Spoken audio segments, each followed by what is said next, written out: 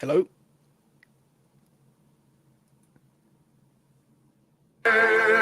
I'm flooded folk and wild. Your you got sullen peoples have devil and have child. Take up the white man's burden in patience to abide, to veil the threats of terror and check the show of pride. By open speech and simple, 100 times they claim to seek another's profit and work another's gain. Take up the white man's burden, the savage wars of peace, fill full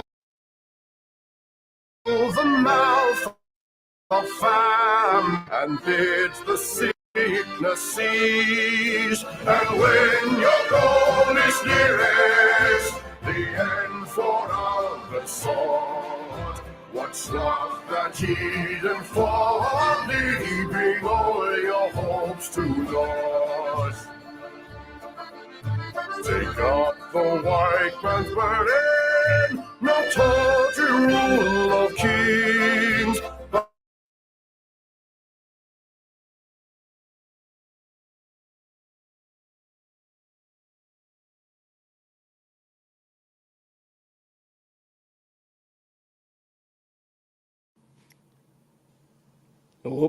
Oh dear.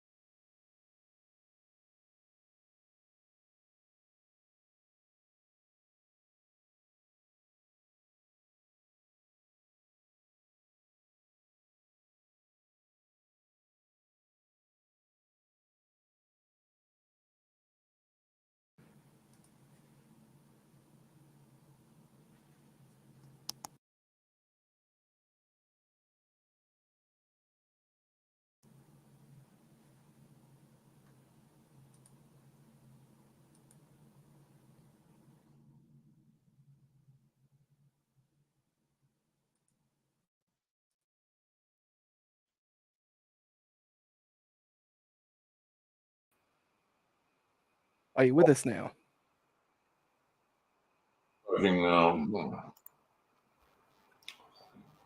Good evening, Ataman. How are you going? I'm sorry about that to the chats.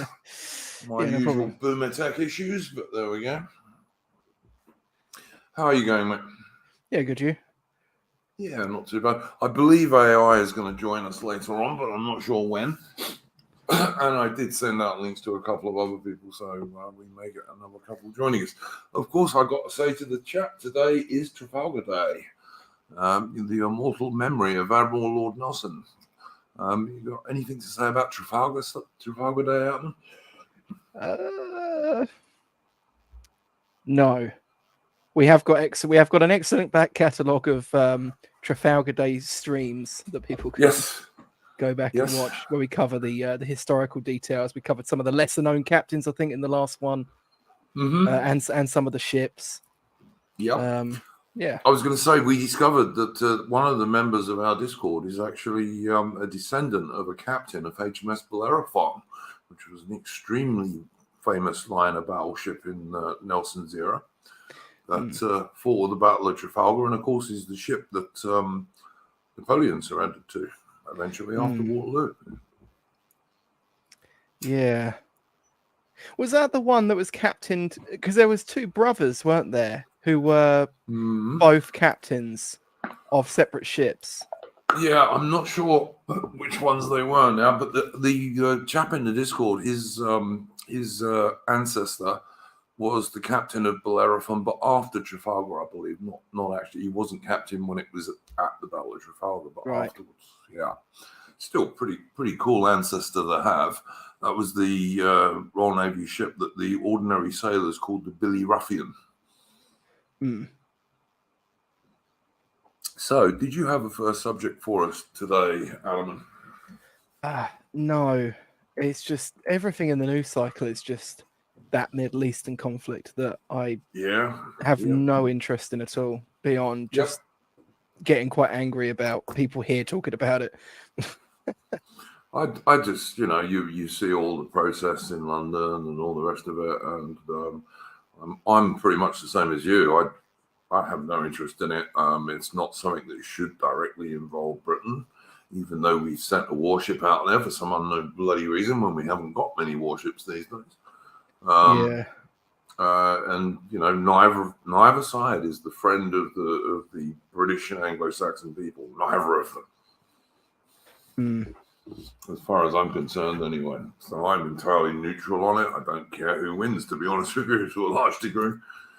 And it's a conflict that's been going on forever anyway, Yeah. So it's basically been going on since World War II. And it started off with the certain people killing British soldiers in Palestine. And then they started killing each other, and they've been doing it ever since. So, Yeah, Michael K, 19th century fan, said, "What's the reaction in Britain to seeing tens of thousands of protesters out in the open like that?" Yep. It's kind of a funny one, because someone brought up, I think Raw Biscuit said to me actually a week or so ago that he believed he'd heard this somewhere else, and he's like he believed in like the idea of like current thing fatigue. Yep. And I definitely see some of that. Like a lot of people that I knew, like normies, were very invested in the whole Ukraine-Russia thing when that first kicked off. None of the same people have any interest. Like people in the office have asked me, so what's going on with this Israel-Palestine thing? But beyond that, they don't really care. And I struggle to find anyone that does. Yeah, I mean, I presume people know that you keep up with current affairs, and that's why they ask you. It's like, I get that sometimes, and it's like, I mean, like, what is it? My opinion is it's just this endless tit for tat killing shit that's been going on for decades now. Really, that's really what it is. Yeah, and it's, I mean, there's also like, I mean, there's been a lot of like there's been a bit of back and fro across like different parts of the right, on whether whether Israel's justified in this, that, and the other, or whatever. I mean, it kind of seems to me like I saw this thing where someone was talking about, I think it was on the Lotus Eaters actually, where they were a little bit pro-Israel for my taste, but they were saying that that the Israelis have this strategy of like roof knocking, where they essentially scare people out of their abodes by hitting their roof with a sort of like I suppose a low impact shell that just makes a loud noise. Yeah, I've heard that they do that. Yes, they'll do a small explosion, and then a few minutes later a much bigger one. Yeah. Isn't that just like efficient, heavily focused displacement warfare though? Like, that's like a mode of warfare that's been adapted to just take land. Yeah, I mean, I think that the Israeli government would not be at all unhappy if a lot of people left Gaza. I mean, like you, I don't want to get heavily into this subject because there's far too much attention being paid to it, in my opinion, in our own mainstream media. But yeah, I think the Israeli government would be pretty happy if a lot of these dudes left Gaza. And we have to ask ourselves, is Morgoth's law going to come into play? And will tens of thousands of them turn up in Britain and other parts of Europe? It's a funny one because it's like, I mean, I heard this argument put across a few years back where a guy was questioning a Jewish gentleman at a conference. I was meant to go back and look at where this was or who it was that was involved. I never got around to it, but anyway, the guy kind of lays out this statement where he says that the non-Jewish guy, they're trying to like clap him in the talk for being anti-Semitic, but he basically says that like the neocons are like a very heavily Jewish faction in American politics. For sure. And then similarly, the progressives also have like a very strong amount of Jewish influence in American politics too. Yes. And he said it's like two strains of like Judaic thought almost battling it out over. And he doesn't put it this way, but essentially over the carcass of America. Yeah. I think there's truth in that for sure. Yeah, and you kind of see that now though, because you have like the progressives arguing that we need to take these people in, and then you have the neocons going for a rare sort of victory where they actually say, oh, actually we should use this as an excuse, the protesting and such to deport these people from the West. And it's like, as much as I don't want to side with people who I'm not siding with anyone, but as much as I wouldn't like to side with people that essentially won't allow us to deport rapists, criminals, other such lowlife, 100%. But will suddenly deport people for protesting with a Palestinian flag. I don't know, kicking a few Muslims out would probably still be a win. I mean, I'm going to take them where I can get them, I suppose. Yep, exactly. 100%. I'm sure you saw the video earlier in the week when there were all these Palestinians running around with their Palestinian Hamas flags. And who did the British cops arrest? One old bloke with a Union flag. Yeah. Just craziness. In his own country. For waving his own country's flag, the British cops arrested him. Yeah. None of these Palestinian twats. It's just craziness. Yeah, they claimed as well that the arrest was because he said something racist. What to all those lovely Palestinians who? Well, I think the implication is that he said something racist to the police officer. I think that's what the implication was. Really? But of course, then the problem is, doesn't that kind of come under a Section 5, which the police can't be a complainant in anyway? It's a funny one. It's clearly just an excuse because they did the same. I mean, I assume you remember this. It's going back a bit, but when we had the BLM protests here in Britain, I remember, yeah. And they went and put that sign on Churchill's statue that says "was a racist," which is true, by the way. Yep. Yeah, it was his only redeeming feature. Yeah, and so what? Yeah, exactly right. Wasn't he also a bit anti-Semite as well? Yeah, in some of his positioning. Well, some of it, but he was also quite pally with some of those related peoples, if you know what I mean. I am welcome to the yeah. No, thank you, and I will introduce with England expects that every man will do his duty. Well said, yes. Sir. Well said for Trafalgar Day. Well said. Someone in the chat asked me to talk about the Stern Gang. I'm not going to talk about the Stern Gang. This is not a historical stream particularly today. But of course I know who the Stern and what the Stern Gang is, and they were murdering British soldiers, and they were also murdering British women and children in the 1940s. That's who the Stern Gang were, and they were Jewish. Yes, they were. So, yeah. Who funded them? Who funded the Iron Duke? Say their name. Where do these terrorists seek sanctuary? In the United States of America. But I try to do my Ian Paisley impression.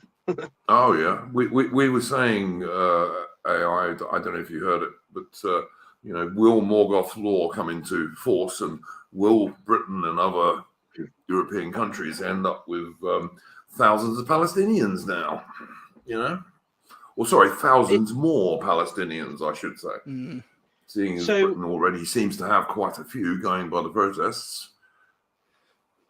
Yeah, so I actually have got a theory. I mean, writing, I'm going to sort of got a Substack, as maybe someone will people may know, I've got one, but I haven't actually like uploaded anything in some time. But I've been writing a Substack on this whole conflict, and I've sort of used coded language to get my sort of position across. I do think overall that there is actually there have been, like we talk about the elites, right? You have like your technocrats, you have your neocon boomercon types, and then you have your WEF types. That there are all these little factions within, and I do think over this there has been there has been like a division. You got like Kissinger has come out, even though I'm surprised. I didn't even know he was still alive, to be honest. But he's he's very ancient, but he's still around. Yep. He's coming out and he's now openly saying, yeah, mass immigrate, like with Germany. We talk about Germany, like the actual like mass demographic change is actually disastrous. And so I do think there are these internal factions realizing, well, if we import these people from Palestine and everything, this is going to create more problems down the road. But then we want to protect Israel. And so there's actually in some ways, I do think there are multiple conflicting narratives going on within the elite. And they are really, there's a bit of a struggle. Of course, the ultimate aim is to protect Israel in their view. But then they realize they've imported so many of these ethnic foreigners, Muslims, if we be honest, into Western countries. Forget them being Arab and Palestinian for a second. They've imported Turks and everything who have, there's this brotherhood unity in Islam. And across the West, there are large, that community have been out protesting, promoting the Palestinian cause. But also, there are a lot of whites in England, in the UK at whole, in America, who are also supporting the Palestinian cause. And there are some ways, some of the left does still, some of the left. Yeah, I mean, in my local area, I saw it on the news and some Facebook posts, and I mean, the amount of white women who are on these demos. I put in my, I can't actually repeat what I say here because it's incredibly racist and anti-Semitic, and I just cannot repeat these words. Don't get my channel banned, please. That would. But it's incredibly racist. But basically, it's like a perversion of maternal instincts. Is what I go along the line as, and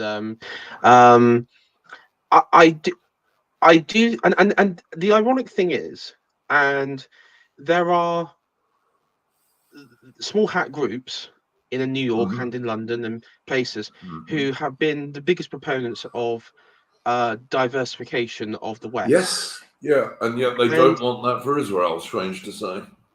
They don't, but there's also I also think, and I was talking with Cringe Walk about this because obviously him being sort of a New Yorker chap, he's aware of going on the ground. There is this realization that actually, it's like within that community, they've sort of said, oh shit, we've actually imported like too many and they really hate us and they want us dead. Which is, I tell you, I think that's true of a lot of the third world types that are invited into Anglosphere and Western nations.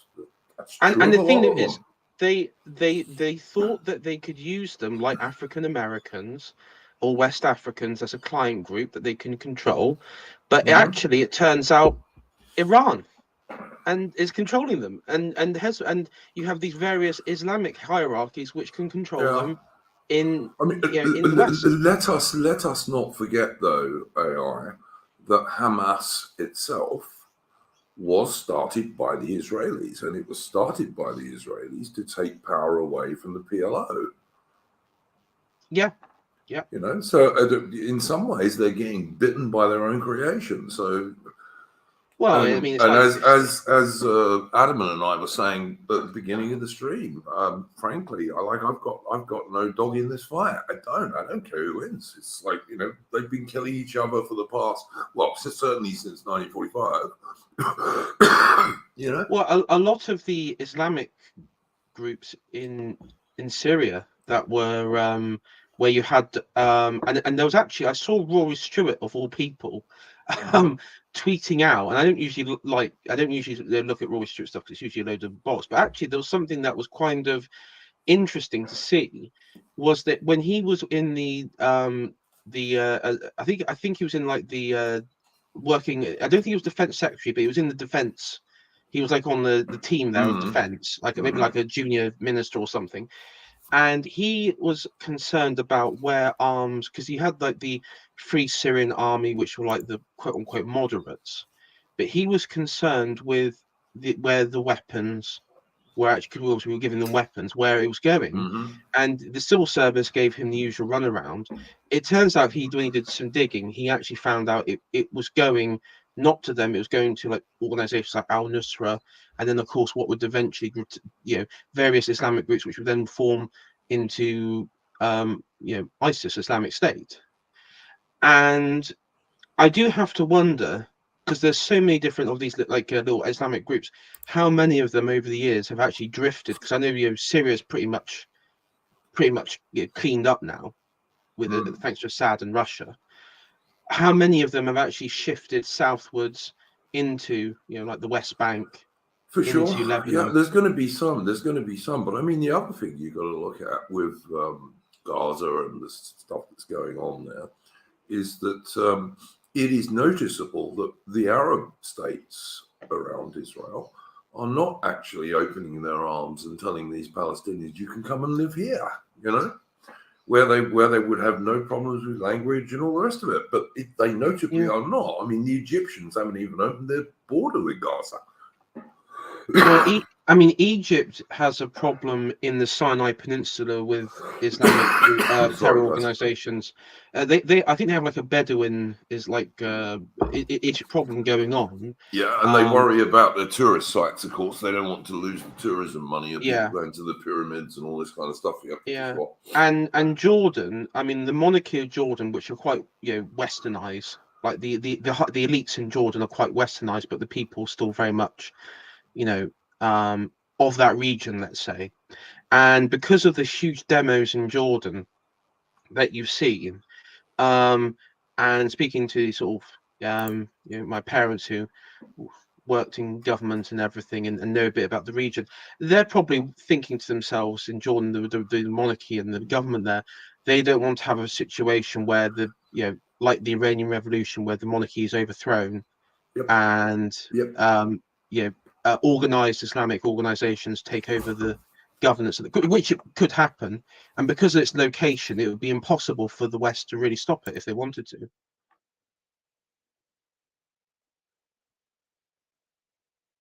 Is Egypt still taking the position that they won't let any in? Is that they're letting aid through, but they're not letting people come out unless they have I think it was unless they have like American or British citizenship or something like that. I don't even know about that anymore, to be honest. But I mean, as I was saying, Ataman, that the Egyptian thing is that they really they worry about their own tourism situation, with all the tourists who go to the pyramids and Luxor and places like this. So they're extremely reluctant to get involved in this any more than they have. Well, there's also and they're getting a lot of American aid these days as well. A lot of American money is going into Egypt these days. There's a lot there's like a geopolitical situation going on there as well, isn't there? Because I mean, Hamas has kind of pulled this at a blinder of a moment. I don't know if through sheer luck or otherwise, but a lot of those Arab states, including Egypt, were trying to formalize like friendships with they were trying to normalize diplomatic relations with Israel, and not just Egypt. I mean, places like Saudi Arabia, for God's sake, were doing that.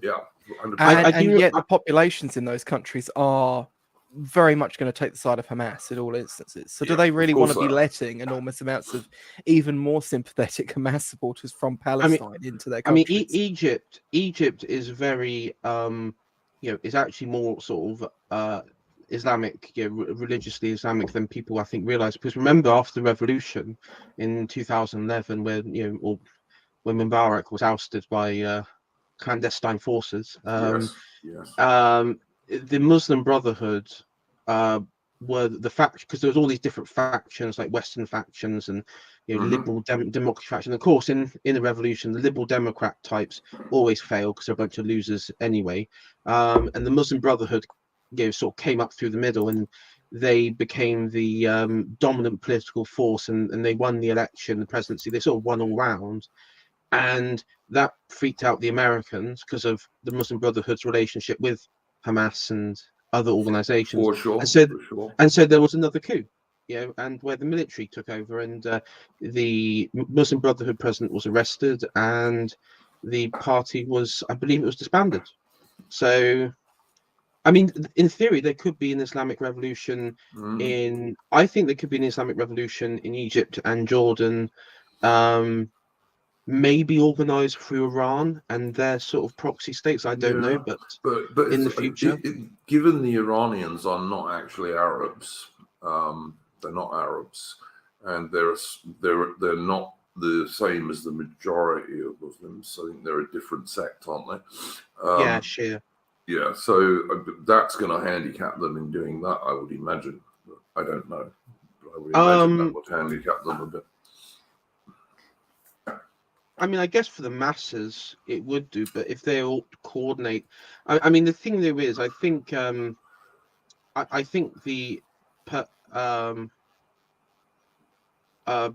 Persians, I think, would, they're quite happy to use clients, Arab clients. For sure, and when they can, for sure. I mean, we know they're involved in Syria and what have you. We know John says, I would say look at the demonstrations that have gone on in Jordan, like the scope and size of them. The thing is, they said that. I mean, Iran was quite liberalized as a nation. Oh, for sure. I mean, you had women in miniskirts in Iran in the 1970s.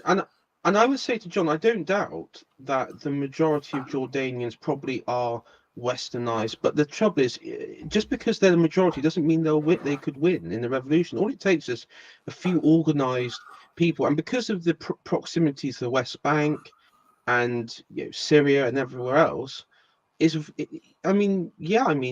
could be spillover. There could easily be an Islamic. Oh, look,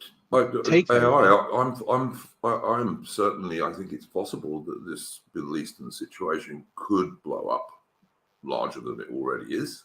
It would be quite easy for that to happen. And as Adam was saying, Hamas had done this at a very clever time, one way or another, whoever was organizing. Because there was at one stage a big American stockpile of ammunition in Israel for use in the Middle East, and all of that has been given away to the Ukrainians. So that's going to be quite interesting. It's easy enough for the Americans, as they have done, to ship over a few extra Patriot air defense missiles. They can do that. But there are limits to what America can do for the Israelis at the moment because they've given so much to Ukraine.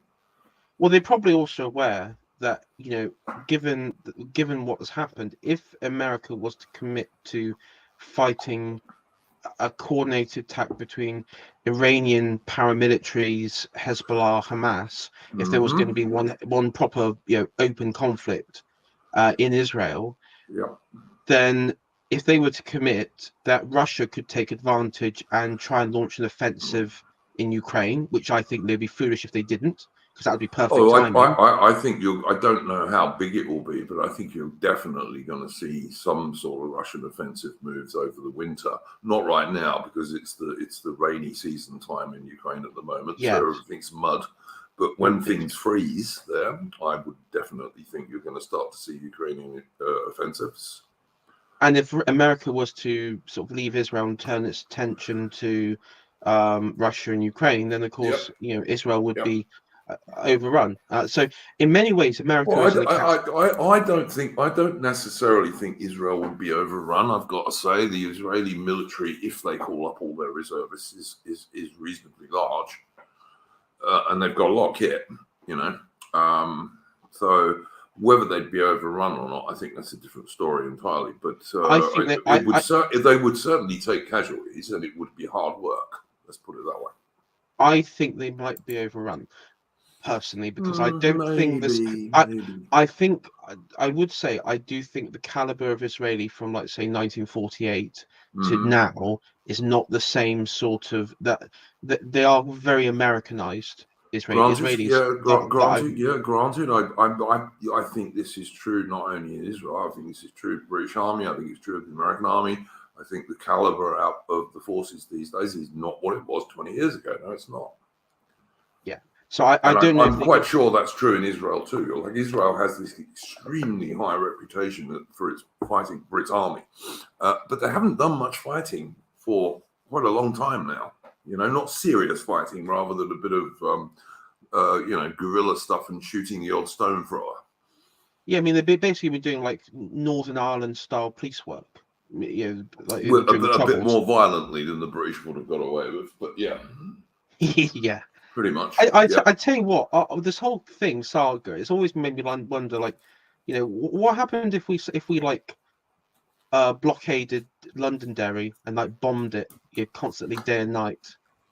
Well, I mean, you know, there were obviously like I served there twice, and there were bits of Londonderry you wouldn't want to do that to, because bits of Londonderry were loyalists. So you know. Oh, okay. Let's say West Belfast. For example. A bit of the place you could have done that possibly, but I mean, you know, the British government wouldn't do that. You can just imagine what all the reporters would have been screaming, who were always there, just looking for an excuse to have a go at a British soldier. So you know. But for some strange reason, this does not happen anywhere near as much for the Israeli army. For some reason, I don't know why. Could be who runs the media, but who knows, you know? I mean, I would say the media in some aspects in the UK has actually turned against Israel in recent days. Yeah, some of the lefty bits have, for sure. Yeah, but ultimately it's down to domestic media, isn't it? Like Israel's domestic media is run by Israelis. For sure. But I mean, you know, there's what you don't get on the whole is like British or American reporters or French reporters even in Israel, when the Israeli army shoots some twat of a teenager who's throwing bricks at them, and when they shoot somebody dead, that is not a big deal by and large for the most part. Whereas if those same reporters had been in Northern Ireland and a British soldier had done that, you can imagine, yeah. I mean, it's like they trick you into thinking though that domestic that the international journalism does actually matter, because they will talk incessantly here about like how we are perceived abroad. For things that we do, such as Brexit or whatever. I saw someone describing that barge with the asylum seekers on it as a plague ship, and it and of course this was of course accompanied by them saying about how, like, oh, you know, we must be seen as like barbaric savages by people abroad. No one gives a shit abroad of what anything that's happening anywhere usually, unless there's a giant push. I mean, like, you can look at Japan. You know, Japan, there are literally videos on the internet that people can just Google of like Japanese border people dragging screaming Africans onto planes, and no one gives a damn. And of course, Adam, there are similar scenes from Israel of Africans being ejected from Israel for one reason or another, you know, including some Jewish Africans, I might say, but you know, but yeah, this is very true, mate. This is very true. So like, we don't talk about the Africans in Yemen. We don't talk about what happened to them. That content is like on Live Leak. I mean, or what used to be Live Leak. Yep, exactly right. Exactly right. And of course, the thing is, like, if the press somewhere domestically was an ally to the regime, they will push it on the international stage, like you know, Ukraine, like Israel to us. But it doesn't work the other way around for Israel, because obviously that's hierarchical. It's going down slope rather than up slope. It's a pity we don't have Mitch this week, because like if Mitch had been already here, I would, because I know he follows this stuff because he can speak the language, obviously, and you know, the Ukrainians have repeatedly been filmed doing war crimes to Russians, but nobody says a word about that. The amount of videos I've seen of like Russian soldiers, you know, even some who may be surrendering, what appears to be surrendering. Oh yeah, I've seen videos of after they've surrendered and then they've been disarmed, and the Ukrainians just butcher them. Yeah, I mean, and so I mean, there is like, and I remember the footage back in the day, which has been applauded by like politicians of the West where Ukrainian soldiers were phoning up their victims. Oh yeah, mothers. they were ringing the mothers and the wives and girlfriends Yeah. of soldiers who had been killed because they'd found their numbers on their mobile phones and stuff. Yeah, the scum were doing that. Perfectly all right to do that if the Western media supports you. Yeah, torment. Absolutely. Yeah, and of course, an example where it didn't happen, and maybe you two, maybe I don't know if Atman remembers it, but I do remember during the Iraq, the American-British occupation of Iraq. You had that story where American and Brits, I believe, were filmed what they quote unquote say torturing Iraqi prisoners. I've always been skeptical of that because it's not. I wouldn't class it as torturing, to be honest. Like just tying them up naked and everything. I'd say that anyone who becomes a prisoner of war is going to be treated pretty roughly. You know, the best a prisoner of war can hope for is they don't get shot. You know. Yeah. But of course you can't expect that you're not going to get bashed around a bit because you are. You know. I mean, if so, and in those, because remember they had that famous photo of like this American. She like piled up all these like naked Iraqis, and she was like on top of like I remember the American woman, military policewoman. Yes, I do recall that. Yeah, you remember that? Now that was sort of I didn't. Around. I have to say, I thought that was pretty distasteful, to be honest with you. But you know. I mean, I wouldn't say it's torture. I would just say it was very like poor practice from the US military to allow that to happen. But and to be fair, they did get into trouble for it eventually. So I mean, well, that was my point. Is in that. I think she was prosecuted. I think they were all prosecuted. Yes, I think all the people who were actually like NCOs and what have you in that jail were. How high up the prosecutions went, I don't know, but they did actually do some people. Yeah. And then of course there were what people saying in chat. There were like electric shock. I see Alice Little in the chat is saying that girl was partly framed, which I could believe. For sure, I could believe that there was some evidence of that for sure. I'm just trying to think. In Vietnam, you had that the My Lai massacre because the officer in charge of that he was the scapegoat in all that as well because he was a scapegoat. I think he wrote a book on it as well. For sure, where he was like he was like if you actually look into it, he was like a proper patsy for. Others. Oh look, I you know whenever something like that happens, it's the guys right at the top somehow or another don't get affected. The guys further down do. That's just the way of the world, mate. But yeah. When you first brought this up, I was thinking of the ones that were plagiarized, which Doxastic Draco brought up. Oh yeah. Where he said about Piers Morgan, because Piers Morgan was, I think, chief editor of the Mirror, I believe. Oh well, that doesn't surprise me because I mean Piers Morgan is an absolute utter scumbag, and I mean we should all know this by now. But the thing is, because of his reporting, it encouraged because of his reporting and the lies that he said. It actually did cost the lives of British servicemen, women, because it encouraged it sort of incited revolts in the British zones in southern in southern Iraq and Brown Basra.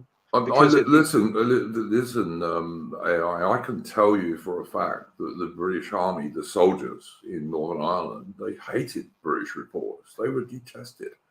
We regarded those guys as being against us, basically. We regarded them as our enemies. We did not like them at all, and that was general. It was, and even in private, even junior officers would say the same thing. But of course, I mean, you can see in that instance, you know, if accusations are made and you're found guilty, whether there's framing going on or not, you'll be harshly punished. Yeah, and Adam, and I'm sure you remember, there have been British soldiers from being on operations in Northern Ireland in the 1970s and 80s who only fairly recently were tried.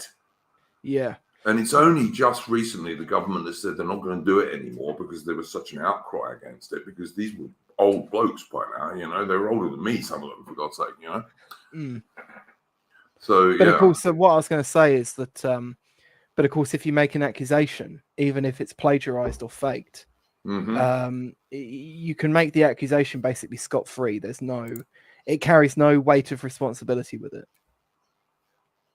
Yeah, allegations are cool. I mean, I was talking to someone about the Russell Brand case last week, and which we may discuss a bit more in a minute, perhaps. But before we just get off the Israel thing, I was just going to say, militarily, the thing that I will find interesting is if they do launch a ground invasion of Gaza, because if they do, that's a very heavily built-up area. And they're going to take casualties. I mean, I expect them to win because they got all the kit and all the rest of it. Yeah. But I think they'll take quite a lot of casualties if they do that. So I will be interested to see if they do. And also, as I was saying earlier, if you're going to get Hezbollah and maybe the Iranians and what have you intervening in this, that is when they will do so. Because Israel keeps saying, "Oh yeah, we are going into Gaza on the ground." They keep saying they're going to do it. They haven't yet, though. I notice they're just bombing. And there's the other side that, you know, in Israel, the population of Israel itself, this is excluding the West Bank and Gaza, but the 70% are, you know, identify as Jews, and then there what was it, 30% or 20%? I can't remember the actual numbers. 20-25% identify as Arab. And so there's always that other thing that, you know, you could have cells attacking, you know, within, let's say. Yeah, absolutely. And I mean, look, the irony, of course, is that the really religious Israeli Jews get exemptions from the military and stuff, so that most of their conscripts are the relatively liberal, not particularly religious Jewish people, you know. So there's kind of an irony in that in some respects. I've seen. So they're not. I don't think they're in an easy situation at all. I've seen the TikToks. Yeah. You know, well, that's what is. You know, there's women in the Israeli army, and the women basically don't do much except do TikTok videos. Everyone knows this, you know. But yeah, it's true. I mean, I saw one, and she looks. I mean, yeah, she looks somewhat attractive. You know, she's got a good body and everything. But at the same time, if under fire, if she had to like drag, you know, fully grown man, one of her fellow soldiers, she wouldn't be able to. And he would be killed, she'd be killed, and the other man trying to rescue them both would be killed. And so and if she was captured, she'll be. They will do nasty things to her that you're not allowed to say on YouTube anymore. But you know, words beginning with R, which you can't say. It wouldn't just be that. It would be that. It'd be horrendous. I mean, you'd rather eat a bullet, to be honest, than go through that. I would. Well, yeah, absolutely. And I will emphasize, partly for the sake of the YouTube overlords, that I am not in favour at all of women and children on either side being killed.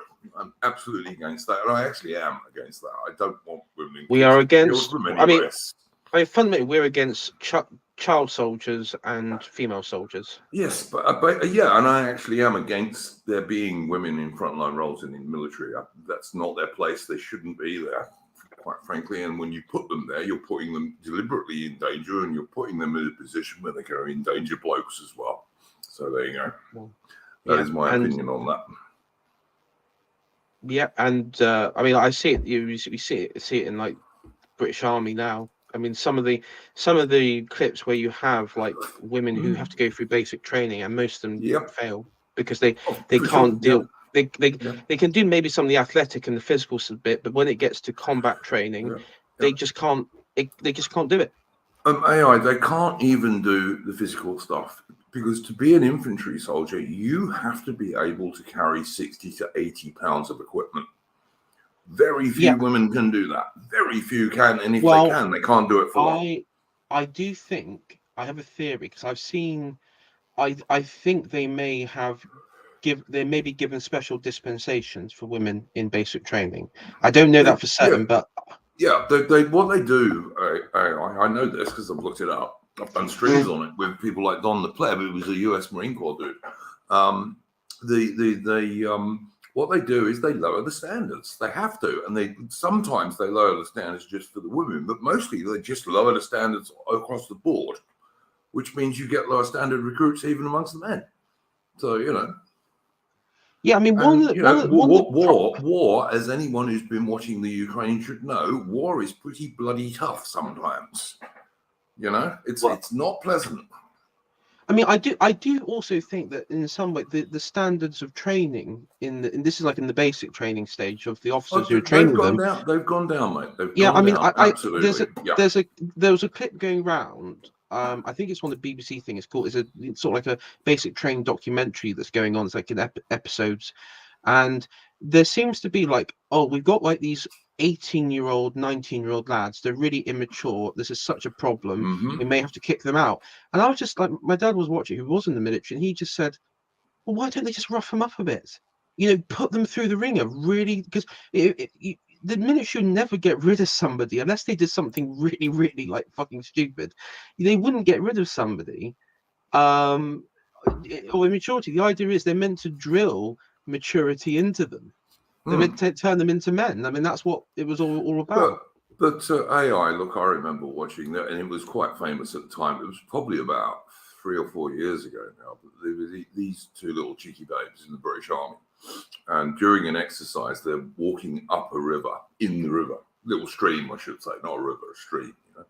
And this NCO, because they're in the wrong place, they can't see anything and all the rest of it. This NCO, training NCO, he comes up, he's a sergeant or corporal or something, and he starts shouting, swearing at them, as training NCOs do and have always done since time immemorial. And these two chicks burst into tears.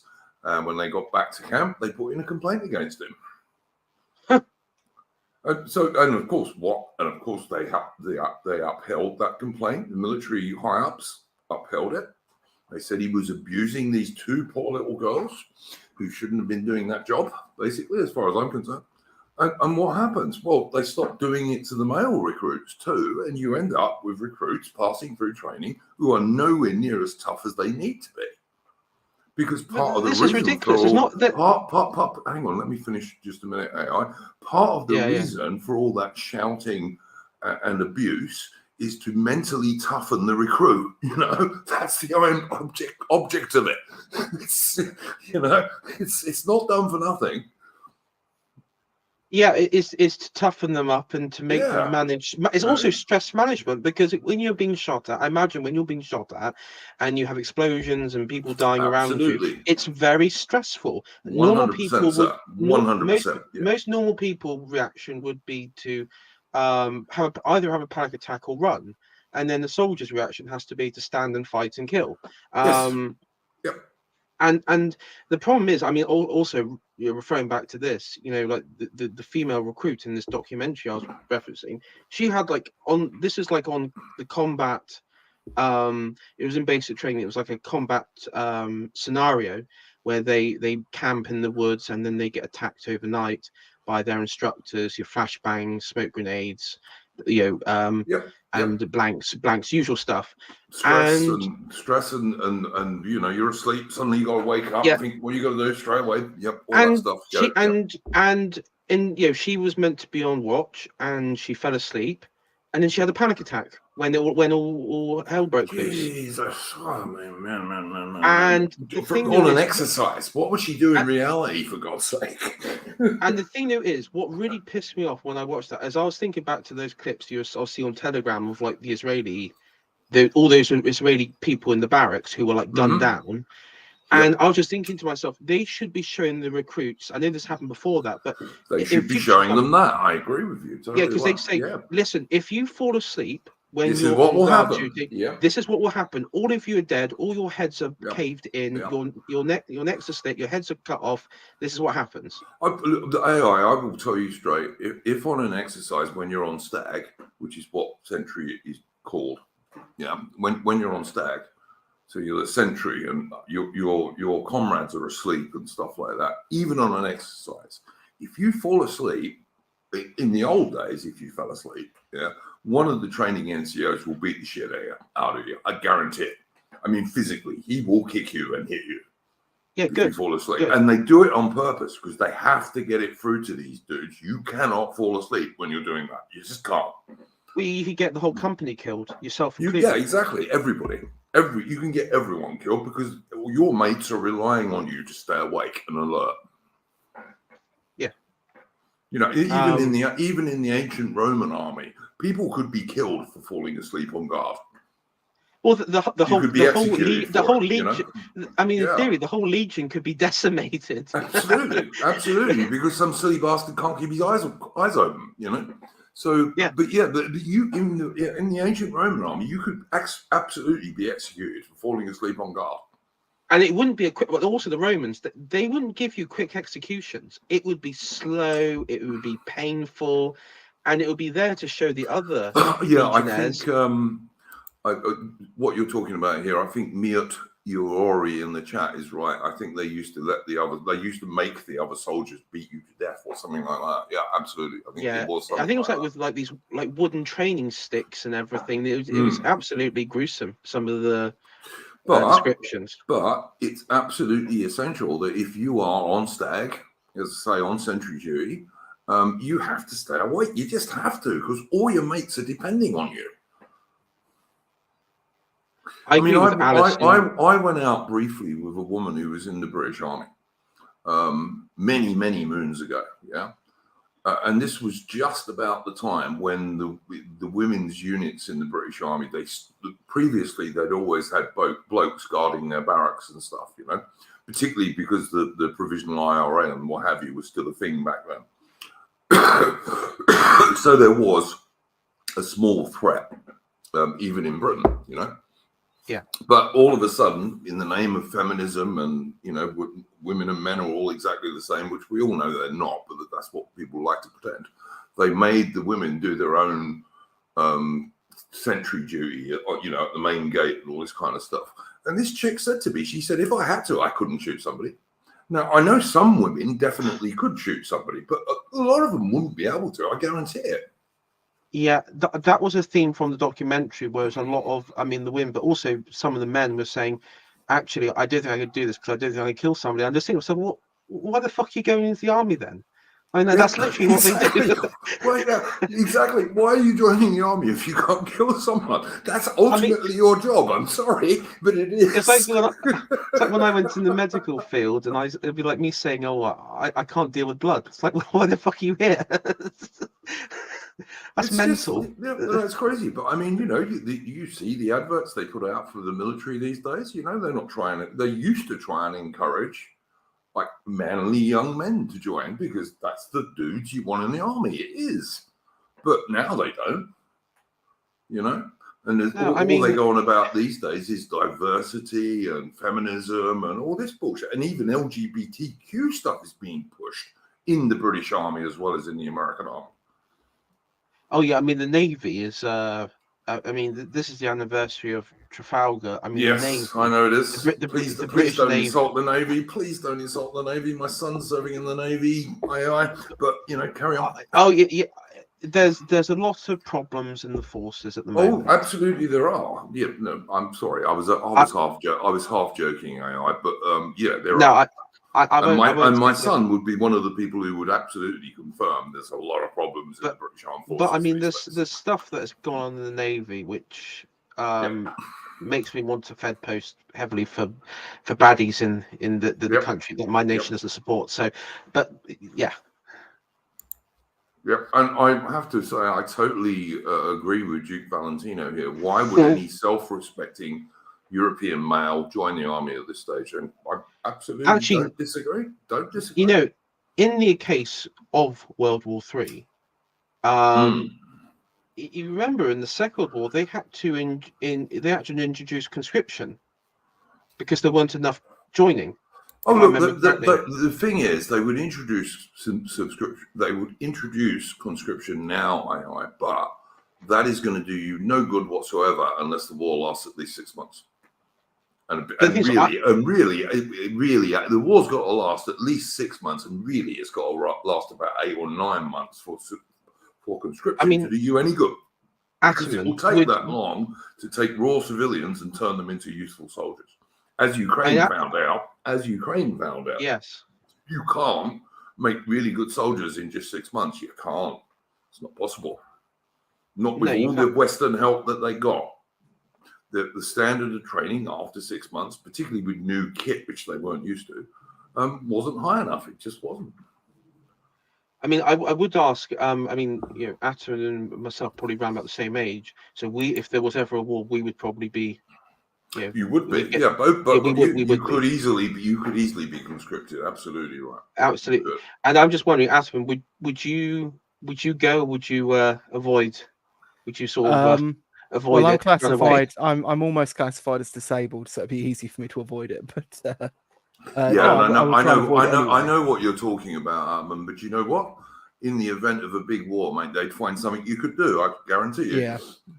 Yeah, like intelligence. So it's a legitimate question. Would you want to go? I don't suppose you would. No, I wouldn't. Because I wouldn't. And to be fair, I'm like experienced in like the logistical managerial side of farm work, so I imagine exactly they would find something for you, mate. They would, absolutely. They would. But I wouldn't go, and I think I've said on stream before, I would like my son to leave the Royal Navy. I've told him that, but he's my son. He's I'm not in charge of him. He's a grown-up adult, and I understand why he won't leave, and he does understand my arguments, and he thinks there are big problems in the Royal Navy at the moment, big problems. But, at the moment, he's not wanting to leave. But I have certainly told him that if I was him, I would resign. Simple as that. To play devil's advocate, though, a lot of young men in our society are missing out on the adventure of military service. For sure. Because there's nothing that replicates it in civilian life either. Particularly in a country like England, where firearms are like so limited in civilian life, for example. The only way that I can see them getting, young British men, mainly white British men, on board would be what academic age is saying, putting the woke away, and they would have to really put it away. So all the black lesbian stuff, all the gay shit, all the NGO stuff would just have to be suppressed and put away. And judging by, I'll be honest as well. When this whole, not to circle back around, but when this whole Palestinian Israel thing kicked off, I know AA said on Twitter that he thought he'd been proven right, and I thought he had as well. But looking at, he covered this on the most recent Unpopular Opinions, which I never even finished, but I will. Some of the news coverage, that wasn't a bad stream, man. Actually, I only watched that the other day. It's not bad. Yeah, okay. And of course, he covered on there. He showed, these news feeds where they were sort of like anti-Israel. I mean, that's not putting the work away. I'm not sure it's particularly a loss. It's just kind of funny, but they would have to turf all of those people out of all those institutions. They've made the blob so big and so uncontrollable. Big time. I mean, but a lot of those civil service is full of them, mate. Civil service, absolutely chock full of them. A lot of the anti-Israel stuff was coming from what I would say non-ethnic paper Brits, who are like second, third generation. And the thing though is, the old saying goes, civilization is incommunicable. Civilization and blood ties it matters. I mean, and the thing though is, they have no affinity to the nation that they're in, and they certainly don't have any affinity to Israel. No, I mean, look, can I just say one more thing about that AA stream, which I would like to say publicly. Magnus Furious was on that stream, the Aussie dude. Oh, yes. And he very kindly gave this channel quite a few plugs on that stream. He did. For streams I've done with Chris Gard and other people, and of course Lady Charlotte, who's a mod on that stream, put a link to one of the streams I did with some really good Aussies. Like Chris Gard was on it, Magnus was on it, Magnus Furious, also the Franklin, who's another excellent Australian YouTuber, and Lady Charlotte was on it herself with me. When we were talking about this voice thing, which was recently, thank God, defeated in the referendum. So thank you to Magnus Furious for that, for giving us a bit of a plug. And we did get a few extra subscribers as a result of that, which was nice. Yeah, Furious is a top shelf guy. I've had a few, Vingle. Sorry, mate. I just want to say Vingle in the chat is saying Marcus Furious, not Magnus Furious. He's got different names in different places, Vingle. That's why I said that. But yes, it's the same dude. It's the young Aussie dude who has got an Italian heritage, and he is a really good chap. He's very good. Sorry. Was it pasta mafia thing. What was the pasta pasta mafia? Yeah, something like that. And he doesn't like seed oils, which I also kind of agree with him on, to be honest. But yeah, sorry, Adam, and you were saying something. I didn't mean to interrupt you. No, I was just going to say that I've only had a few interactions with him on Twitter, but he's always been a top shelf guy. I like him. Yeah. But and he does go on streams, but if you can bear to listen to his rants, they are actually. They're very accurate.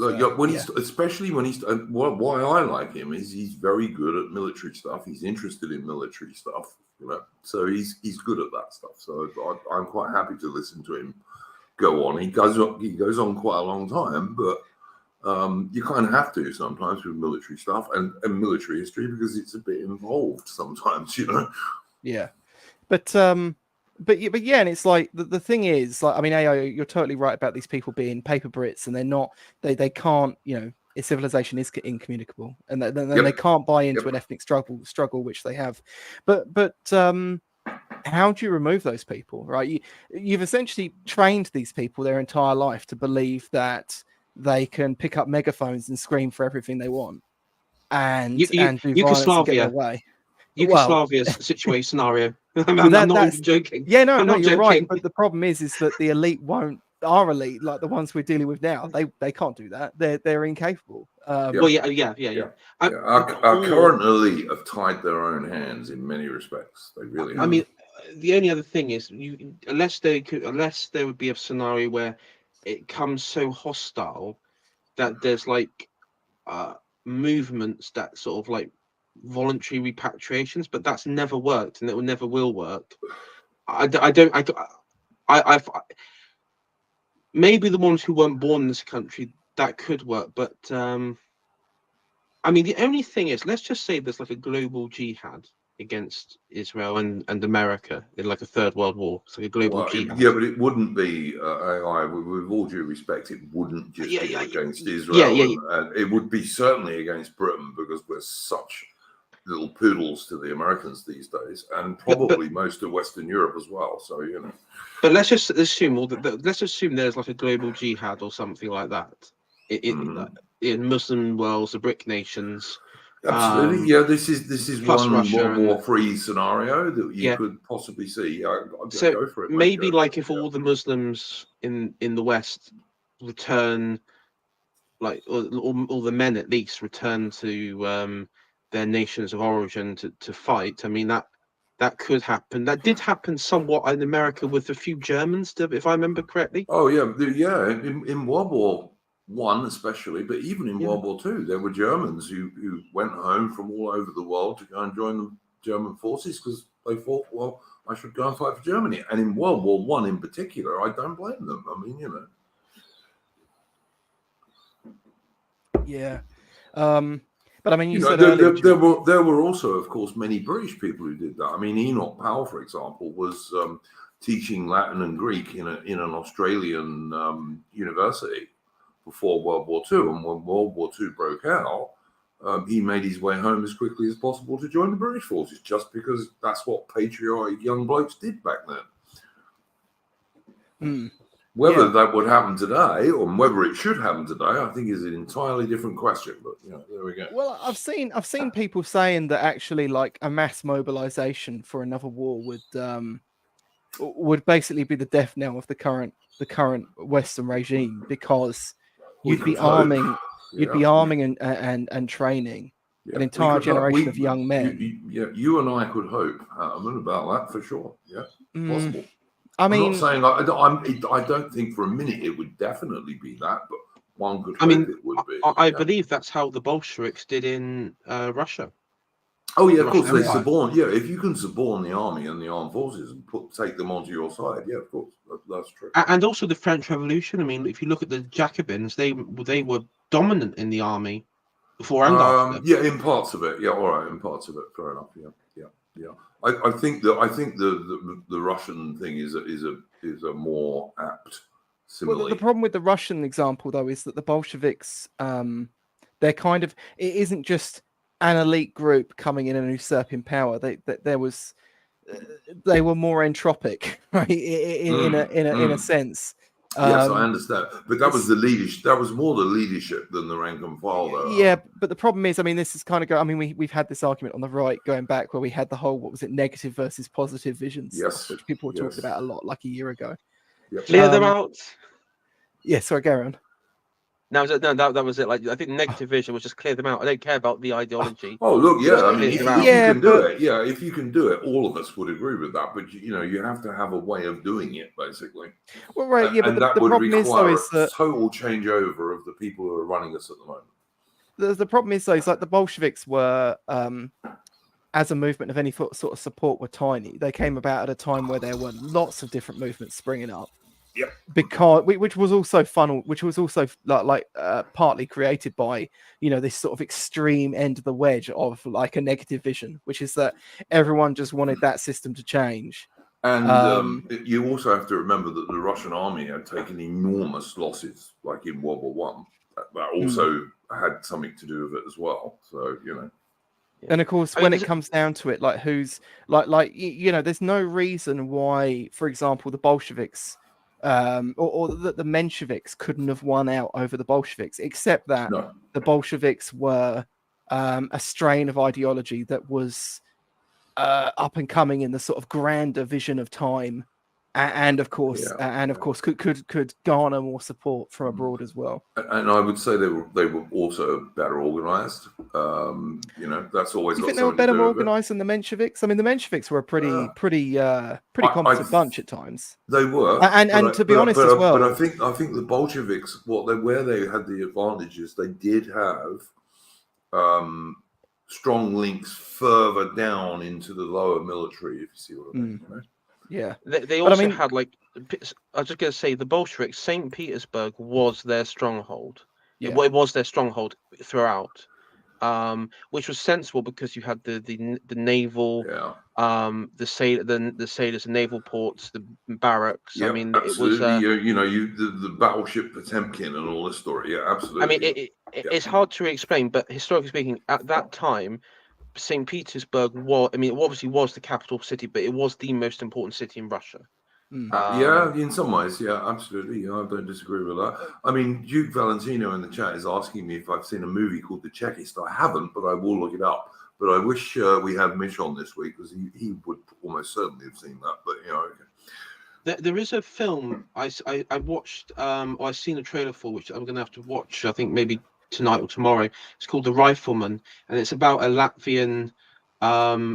A Latvian soldier in the First World War. He was obviously fighting on the Russian side, on the Eastern Front there against the Germans, and then of course the revolution happens, and then he sort of amalgamated into the Bolsheviks, and then of course you had that brief period where the Baltics was sort of, you had the White Russians, and the Baltic states sort of became independent, but then were re-absorbed by these little Soviet republics that were set up by the Bolsheviks, and then of course before World War II, for a while, because of the Ribbentrop-Molotov Pact between Hitler's Germany and Stalin's Soviet Union.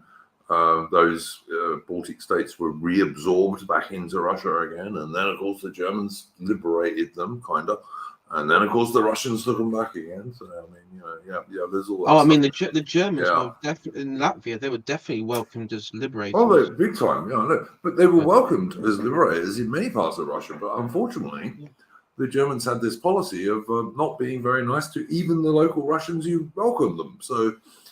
That didn't work out very well in the long term. I mean, so, I know there were mobs that rounded up local Let's be careful what we're talking. Yeah, let's be careful what we say here. I wasn't going to say the other people, but the Communist Party members. Those whose name you may not mention on YouTube. Yep. Exactly. It's funny that. It is, isn't it? Who are you not allowed to name? It's funny that. Yeah, it is. It's funny, but look. I mean, I think we're all pretty much in agreement with that stuff. I mean, but as Aman was saying, if World War III in some way, shape, or form blows up, and it's very possible at the moment, when you look at all the bullshit that's going on in Ukraine, you look at all the bullshit that's going on in the Middle East, All it would take is for Taiwan to kick off as well with the Chinese.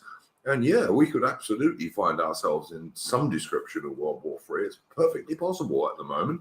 And I think some of our so-called, in air quotes, elites are so damn stupid. Some of them don't even want to avoid it. That's how stupid they are. Mm. And I suppose to give ourselves a bit of a white pill, although it's a very grey pill, because World War III will probably end up killing most humans, because it will turn nuclear if it's big enough, it just will. And the first couple of missiles that go off, that means it will go off totally, guarantee it to you guys. But the only kind of grey pill we can give ourselves is if that happens, the survivors, and there will be some, and those survivors will not be shit lips. Trust me. They will not end up being shit lips. It will be the total destruction of the GAE and all the rest of it. I mean, well, there was that. There was that. Yeah, go on. Go ahead, Atman. I was just going to say there was that guy, wasn't there, who was a campaigner against Oswald Mosley. Mm-hmm. I always forget his name, but yeah, I think he stood quite strongly as like an activist against Oswald Mosley. Then went off and fought in World War II, was killed. And he was like in his diary in his pocket, he'd written at length about how Mosley was right and he wished he could have taken it back and stuff like that. So for sure. Isn't there that saying in the army, like there's no something or other in a foxhole? No atheist. Oh, no atheists. Yeah. No, I mean, atheists. there's also I'm not entirely sure that's true, but I do think that, like, I'm not the guy to talk about this. I've been under mortar fire, but I've never been under a heavy artillery bombardment such as the Russians and the Ukrainians face. I was just going to say, you do kind of sit there thinking, please don't land on top of me. Please don't land on top of me. You know? Yeah, I just imagine you're utterly helpless. You know, I just imagine, there may well be some atheists and foxholes, but there aren't many leftists generally. I was told No. I was told, this was many years ago when I was a young boy. I went to a air show. I think it was at RAF Duxford, and there was a veteran there who was in Lancaster. He was a rear gunner. Most dangerous job on the bomber, yeah. And most dangerous. That was a damn dangerous job. Let me tell you, it was. I get really pissed with these.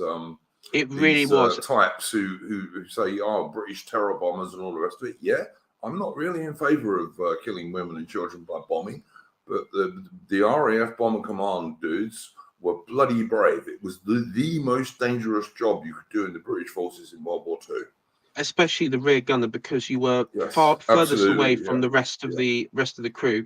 But also, when an enemy night fighter came up, you were the main target because you had 4 machine guns to defend, 4 little 303 caliber machine guns to defend and that also bomber. And so you were the first guy the night fighter dude killed. Yeah, and he also explained to me that unlike his other crew, his parachute, he had to walk like halfway across the plane. Yeah, it was the turrets were too cramped for him to wear it in the turret, so it used to have to be behind him. And so to get out of your turret, you had to turn it a bit, and then get out, and then put your parachute on, which of course very often you didn't have time to do. No, and so he always said to me, there was no atheist there was no rear gunner atheist, basically. The only thing I would have cared about, and I know this because I've read a lot of books by guys who served in Bomber Command in World War II. The only thing I would have cared about is I had a rear gunner who was wide awake. That's what I would have cared about, because he was the guy who had the best chance of warning you that an enemy night fighter was about to blow you to smithereens. I mean, the only thing he did say, I remember him saying, was he always thought, well, it wouldn't be too bad because if I was going to be hit by one of the night fighters, he'd be torn to shreds. He wouldn't know. The German night fighters, which of course were radar guided. I mean, they were guided from the ground by radar, but then they had radar actually on the night fighter. And these German night fighters had 20 and eventually even 30 millimeter cannon firing explosive shells, not 303 bullets. They were pretty jolly deadly, and not much jolly, but pretty deadly.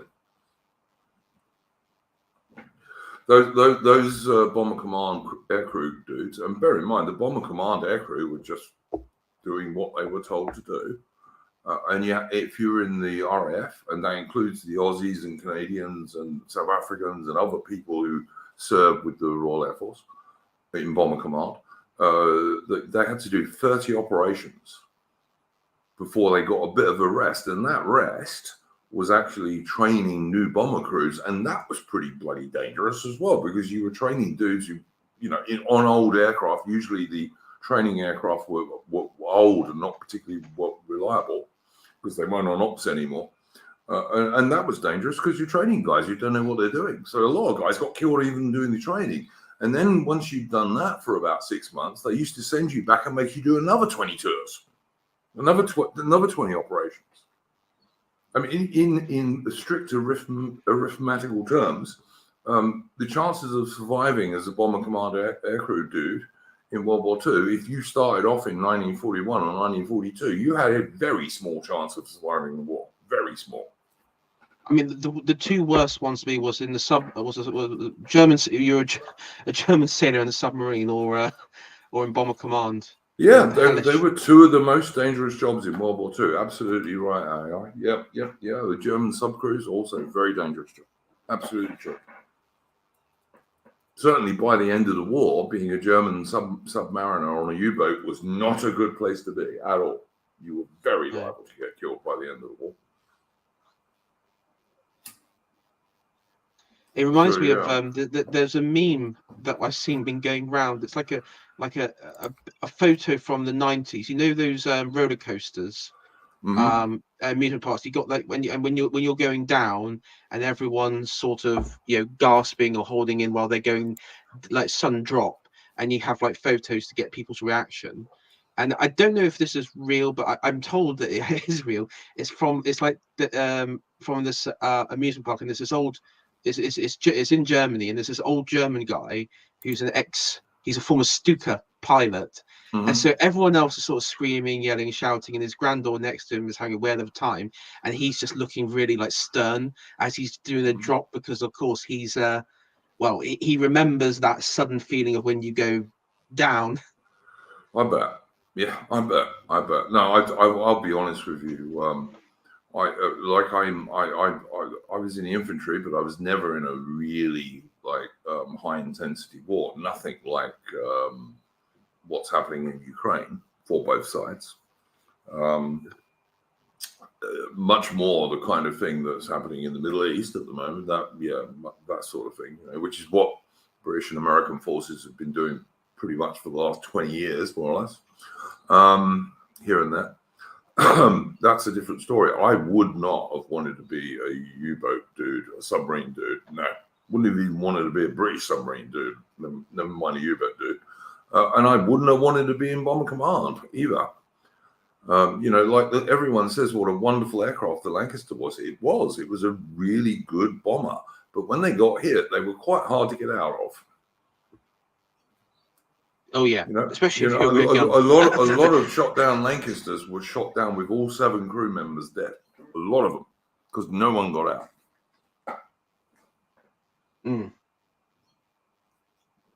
I don't know I'm a bit against these dudes who go on about the Brits in World War II, and they go on about what's that battle out? What's that place we bombed? Dresden. They go on about Dresden all the time, yeah. And listen, I don't agree with killing all those women and kids in Dresden. I don't. All right, let's be honest. But the dudes who did that stuff were fucking brave. They were not cowards, not in the least tiny degree. And they weren't deciding where to bomb or how to bomb. I mean, I grew up around communities which remembered what happened to Plymouth. Right, Plymouth had the same treatment as Dresden. It was a few years earlier. Yeah. And the problem is, London, Coventry, all these places. Absolutely right, mate. Yeah, I mean, Plymouth and Coventry was absolutely torched to the ground. There was hardly anything apart from the cathedrals, which were miraculously survived in Plymouth. And in Plymouth, it's in ruin. It was in ruin, but yes. It was gutted. But I was thinking of Exeter. Exeter one survived, but Plymouth one didn't. Sure. But my point was, growing up, and then when you hear the sort of on the right, I understand where they're coming from. I understand the destruction of architecture, the destruction of German, and that's a tragedy, and that's probably one of the worst aspects that's ever come from it, was the destruction of the German culture, and it's allowed all the lefty Marxist bollocks to persist, and all the woke stuff, and I understand that, but at the same time, growing up, I mean, large portions of British culture and everything else was destroyed, by the 100%, mate. Yeah, where I lived, and I understand, the war was avoidable, it was a unnecessary war. I get all the arguments that come with it, sure. But at the same time, it still happened. So, listen, the way I operate with this stuff is, could World War II, World War One, certainly World War One could have been avoided for the Brits, as far as I'm concerned, at least largely. World War Two, I think that possibly could have been avoided, although it was made more difficult because of World War One, of course. But I will not criticise the dudes who actually did the fighting in the British forces, not at all. You guys know, and most of the people in the chat and in the audience here know, I am no fan of Winston Churchill, not a fan at all. But the things that he did wrong, I don't put them on the ordinary soldiers, even the junior officers who did the real fighting in World War II for the Brits. Those dudes were just brave, patriotic dudes who were trying to do their duty. And if you showed them to Britain today, most of them would spin in their graves. That was not what Britain today is not what they were fighting for. Well, I mean, you can see clear evidence of this. There's a book called what's it called? The Unnamed Soldier, I think it is, and it's basically a guy, and it's quite recent, and he goes around and he interviews all these old veterans, and a lot of them are quite angry about the state of the country today. They were not fighting for the shit we're in today. They just weren't. I mean, I remember the Burma veterans. I mean, they were absolutely for them, they were angry soon because the war ended. They were fighting largely. They were fighting for the nation, the empire. See, this is what it's always fun. They would say, "Oh, we're fighting for liberal democracy and all that stuff." No, they were fighting for the empire. They were fighting for the empire, and for English, Great Britain and the empire, absolutely, right. And English-speaking civilization. And look what happened to it. And then within the matter of like a decade, for the Indians side of it, it went. Yeah, 100%, mate. And I will never criticise the ordinary fighting dudes in World War II of any of the nations because, no one had much choice. They were all conscripted anyway. But actually, on the whole, those dudes were pretty right wing and pretty in favor of their nations. They weren't bad people. And these days, you can listen to some people on the right, and it's like, oh yeah, they were all lefty liberals. No, they bloody well weren't. That wasn't what they were fighting for at all. As you just said, AI. Well, I don't know if you agree with that, Armin, but that's absolutely my view. They weren't fighting for that nonsense at all that we have now at all.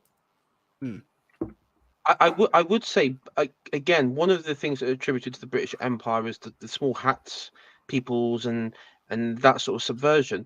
But I think Bronze Age Pervert put it in one of his Caribbean Rhythm episodes perfectly, where he said the small hat people that did exist in Britain didn't have that mercantile power because a lot of that resided within the Scots during the height of the empire. Some of it did, some of it did, yeah. But the thing I would say to people in the chat, if you're interested in Ataman and I's views on the British Empire, Ataman and I did a stream on this that you can go and look up. This in my list of streams.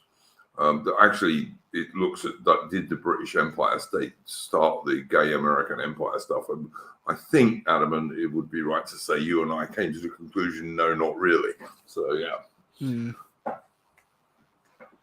The thing though is like the a lot of the argument. I mean, by the way, Iron Duke, this was going to be my topic. I was going to raise. I was going to ask you, mate. When we eventually started stopped chatting about random stuff, we kind of drifted here from talking about Middle Eastern nonsense. I was going to ask you if you had a first subject, so bring it up anytime you like. I do have a first subject actually, because I wanted to get. I don't know if you. It depends if you or Ataman have both you've seen this. It was the stream with Academic Agent on the 1812. Oh yeah, I watched it. Yeah, you watched it. I haven't seen that yet. It's pretty good. It's pretty. Are you sort of aware about the 1812 war, Ataman? The sort of ins and outs, all the rough, the rough. AI, can I just say something about that stream? Right, it's a good stream, and I think his name is Bagby, isn't it? The American chap that Bagby. He's good. Don't get me wrong; he knows his history, but the disadvantage of that stream was that firstly, AA knows nothing about it. And he was just going on like Winston Churchill's book, for example. And Winston Churchill, if you read his books, and Winston Churchill is a very good writer, right? He is a good writer, although I think he was mainly a dictator in terms of that. He used to just tell people, and his secretaries would write it down, But anyway, he was a good writer. He used English very well. But Winston Churchill was always, because his mother, of course, was American, he was very, very pro-American. He was very, very reluctant to write anything bad about America at all. And AA's book that he was going on that stream was mostly Winston Churchill's book. Whereas Mr. Bagby, who actually has studied this, was a big expert on all the little operations that the Americans did against the American Indians, or as the Native Americans, whatever the current PC term for them is. He was a big expert on that, which of course AA knew nothing about whatsoever. So what Mr. Bagby did was he concentrated on that because he knows about it, and fair enough, and it was interesting. He knew much more about that than I do. But some of the major military and naval stuff was a bit glossed over because AA knew nothing about it. And this dude wanted to talk about the little operations against the Indians because he wanted to prove how somehow this was American victory because they beat the Indians. But they didn't beat the British. They didn't beat the British and Canadians at all. Like the main American war aim was to take over Canada, and they totally failed. It was explicit in the declaration that was given to the governor of Upper Canada, was that America was to seize. To go in and seize Lower and Upper Canada, and of course eventually all British territory in North America. But because inside every Canadian was a little American just trying to get out, which was not true. Exactly. But this is the thing, and I'm actually fascinated because I've actually been looking into it. And first of all, like Americans are actually like gaslighting themselves in real time, and this is incredible. So first of all, I've always known this. Since when I was a teenager, I was interested in this because like Empire, Total War, and all that sort of stuff, got you interested in history and all that sort of stuff. In my understanding, the 1812 war has always been 1812 to 1814 in all documents, history books, all historians' courses. It's always been 1812 to 1814. And I actually had to double check my library because I have got books on it to make sure that I didn't misinterpret. But I'm now hearing, and this is a relatively recent thing, they refer to it as 1812 to 1815. And of course, they include the Battle of New Orleans in this conflict. After peace had been signed. Yes. The British and American delegations had signed the peace treaty before the Battle of New Orleans. It was irrelevant to the War of 1812. Yeah. But there's also this really like naive strain in American psyche that the idea is, well, if we win a battle at the end of a conflict, that automatically means we win the war. I mean, no, you win a war by winning a war and setting up what you achieve. If you lose a battle, win a battle, doesn't really matter. It's usually when you win the war, you totally have crushed your enemy. But 100%. But the thing is, so that's one aspect. They've actually redefined the war date. But then, as you mentioned, the Americans have spun it in. We've crushed this crazy Indian Tecumseh. Who led was very much quite. I mean, he was one thing that Churchill did say, which was correct in his book.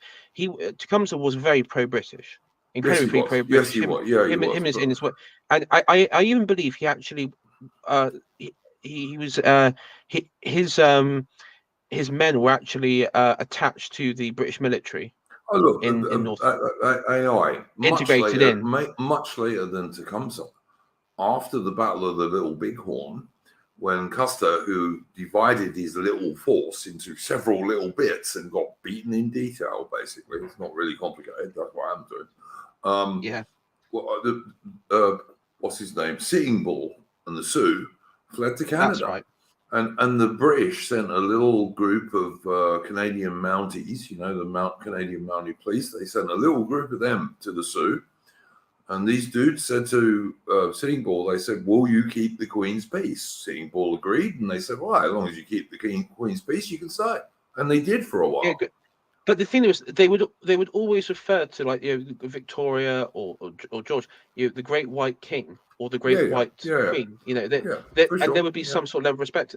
But I mean, and I'll get onto the Sitting Bull stuff, because I actually did a bit of reading around that and what happened on the American reservations compared to the British one, and I think it sort of says it all. But yeah, I mean it, and also, like, if you actually look at the start of the invasion, you had like from what was it, Pennsylvania into Niagara, the Tennessee force there, they refused, the militiamen refused to actually go into Lower Canada. Yeah, they were like, for sure. No, and can I just mention something else? Because I noticed we had Jules Roy in the chat earlier, who's a French dude, I think, possibly a French Canadian dude, but certainly a French dude.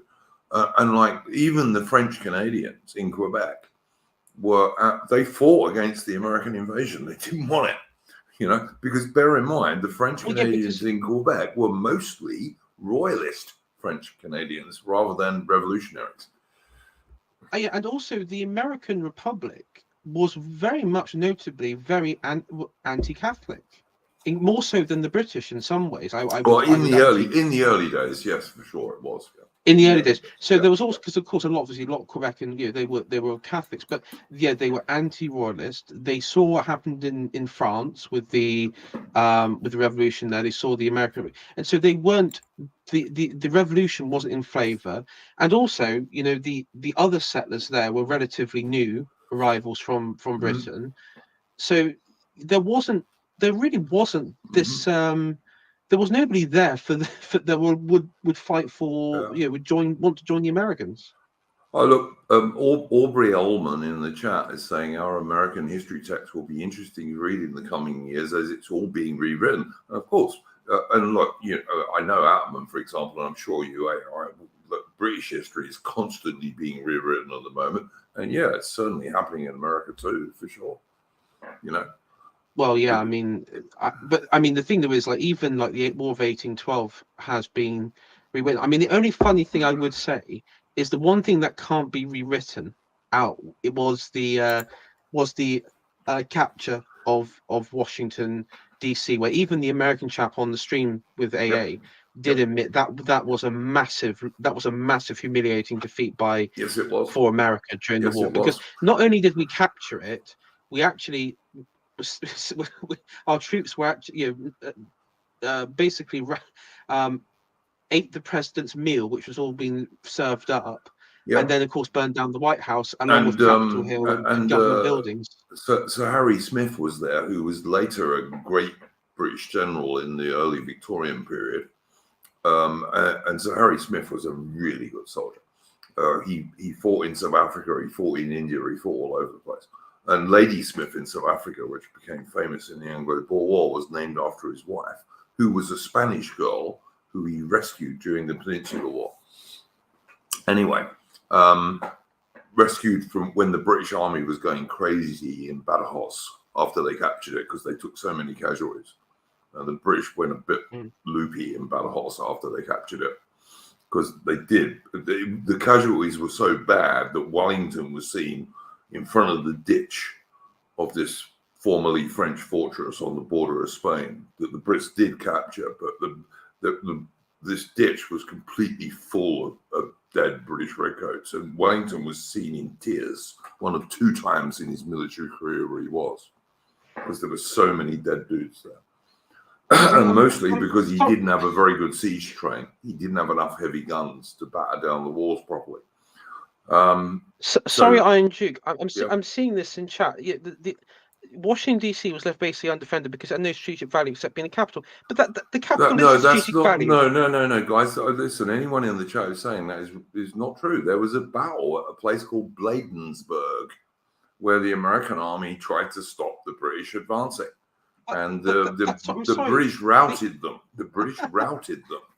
I'm sorry, they did. That's just incredibly delusional. Your capital city is strategically because it's your capital. It's Washington. It's named after your founder. I'm sorry, but that's just a completely delusional position. Yes, it is. To suggest.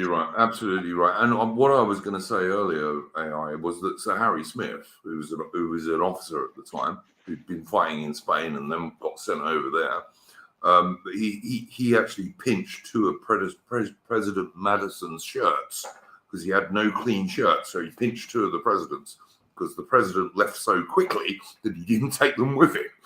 So yeah, it was kind of a real victory. And also, of course, the British didn't burn private property in Washington. They only burnt the public buildings, like the White House, for example. Yeah, and I think a few British soldiers went to the taverns and had a bit of a, let their hair down. They would have had a few celebratory drinks, as soldiers will tend to do. But yeah, absolutely. But no, look, the War of 1812 was in no way, shape, or form an American victory, and even calling it a draw from the American point of view is pushing it a bit, to be honest. Well, it's ridiculous. Throughout human history, when a nation or a kingdom or whatever goes to war with the objective of conquering territory, and they fail to do so, that is a loss. We lost the Scottish independence wars in the what was it, the 14th century, because we lost the territory. It's completely delusional to say, oh, it's a draw, or we won because of Battle of New Orleans, or because we defeated the Pawnee and the Shawnee. The Battle of New Orleans was fought after the peace was signed. It had no effect on the war whatsoever. It's completely delusional, and there's these levels of cope, of gaslighting themselves into saying, oh yeah, but we defeated the Indians, or and New Orleans. No, it's completely rubbish. I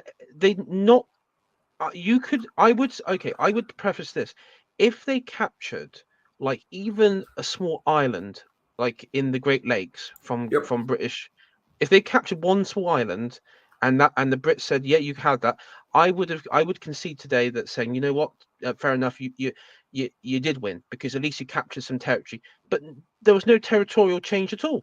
No, none whatsoever. No, absolutely not. And look, you've got to understand two things about the War of 1812, which was actually the War of 1812 to 1814, as you rightly said earlier. You've got to understand two things about it. You've got to understand that when the war started, the vast majority of the Royal Navy and the British Army was fighting a life or death struggle against Napoleon. Most of the British Army was in Spain and Portugal with Wellington, trying to defeat every French marshal. Well, they did defeat every single French marshal that was sent against them by Napoleon. And the Royal Navy was all around the place and that for Britain was a life or death struggle. The stuff that was going on in Canada and America was like a sideshow. And as far as the Brits were concerned in 1812, it felt a bit like a stab in the back when Britain was really in a big time war that was important. All of a sudden, the Americans are going to try and take over Canada. Yeah. But the few British Army units in Canada and the Canadian militia, it has to be said, managed to stop the first invasion. And then, of course, what happened is Napoleon abdicated for the first time in 1814, and Britain was then able to flood North America with a lot of really good Royal Navy ships, because most of the ships that were on the American station in 1812 were not the cream of the Royal Navy. They were the ships that the Admiralty didn't really want fighting the French. The first really good ship that Britain sent over to America was HMS Shannon under Captain Philip Broke, and Philip Broke was a gunnery expert. and he had an experienced, expert crew, and she destroyed the USS Chesapeake in a few minutes, and boarded her and captured her in a few minutes, because that was a crack good Royal Navy ship. And when Napoleon abdicated for the first time and got sent to Elba, the Royal Navy flooded American waters with like so many ships that the American Navy, which at the time was tiny, by the way, was about, they had about 6 or 7 frigates and a few small ships apart from that. By 1814, every single USN warship was either captured by the British or was blockaded in port and couldn't leave. Yeah, that's why there was a massive push for peace. Yeah, from the American perspective, and mainly, all their trade was stopped. All of the American trade was just stopped because everywhere was blockaded. And as you rightly say, the British captured Washington, burnt the public buildings, including the White House and what have you. And yeah, the Americans had had enough by that stage. And New Orleans was like later on the sideshow. But Yeah, I mean, I know Americans would say, "Oh, but we burnt down York, or Toronto, what's now Toronto." Toronto, which was quite a small place when they did it. But I mean, that is actually why the British burnt the White House, is because in retaliation for the Americans burning York. I mean, we also did burn down in New York State, Buffalo as well. We sacked it. I would say though, if we class the Indians the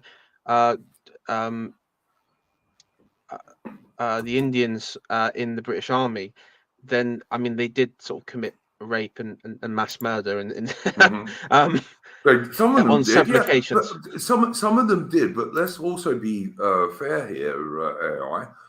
The Americans had Indian allies who also did bad things sometimes.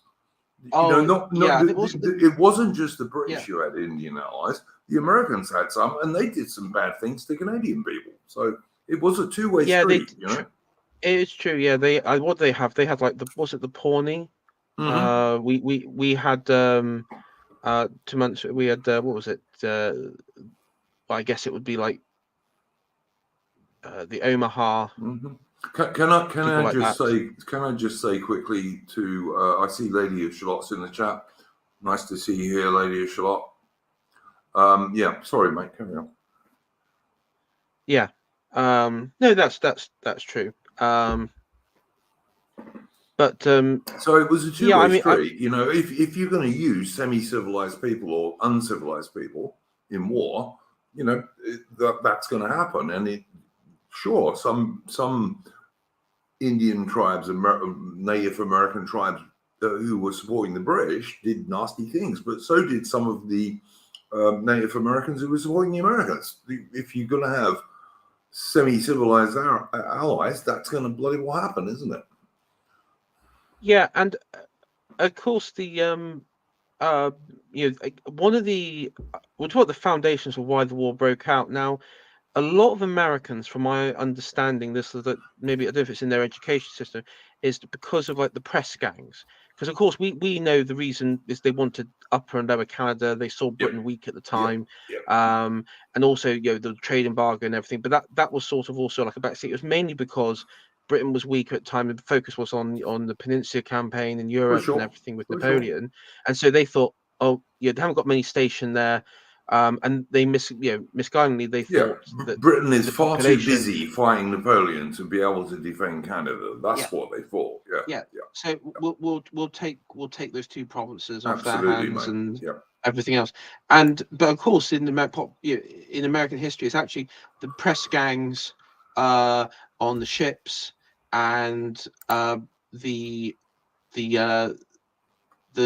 sort of importation, the importation ban of French goods. I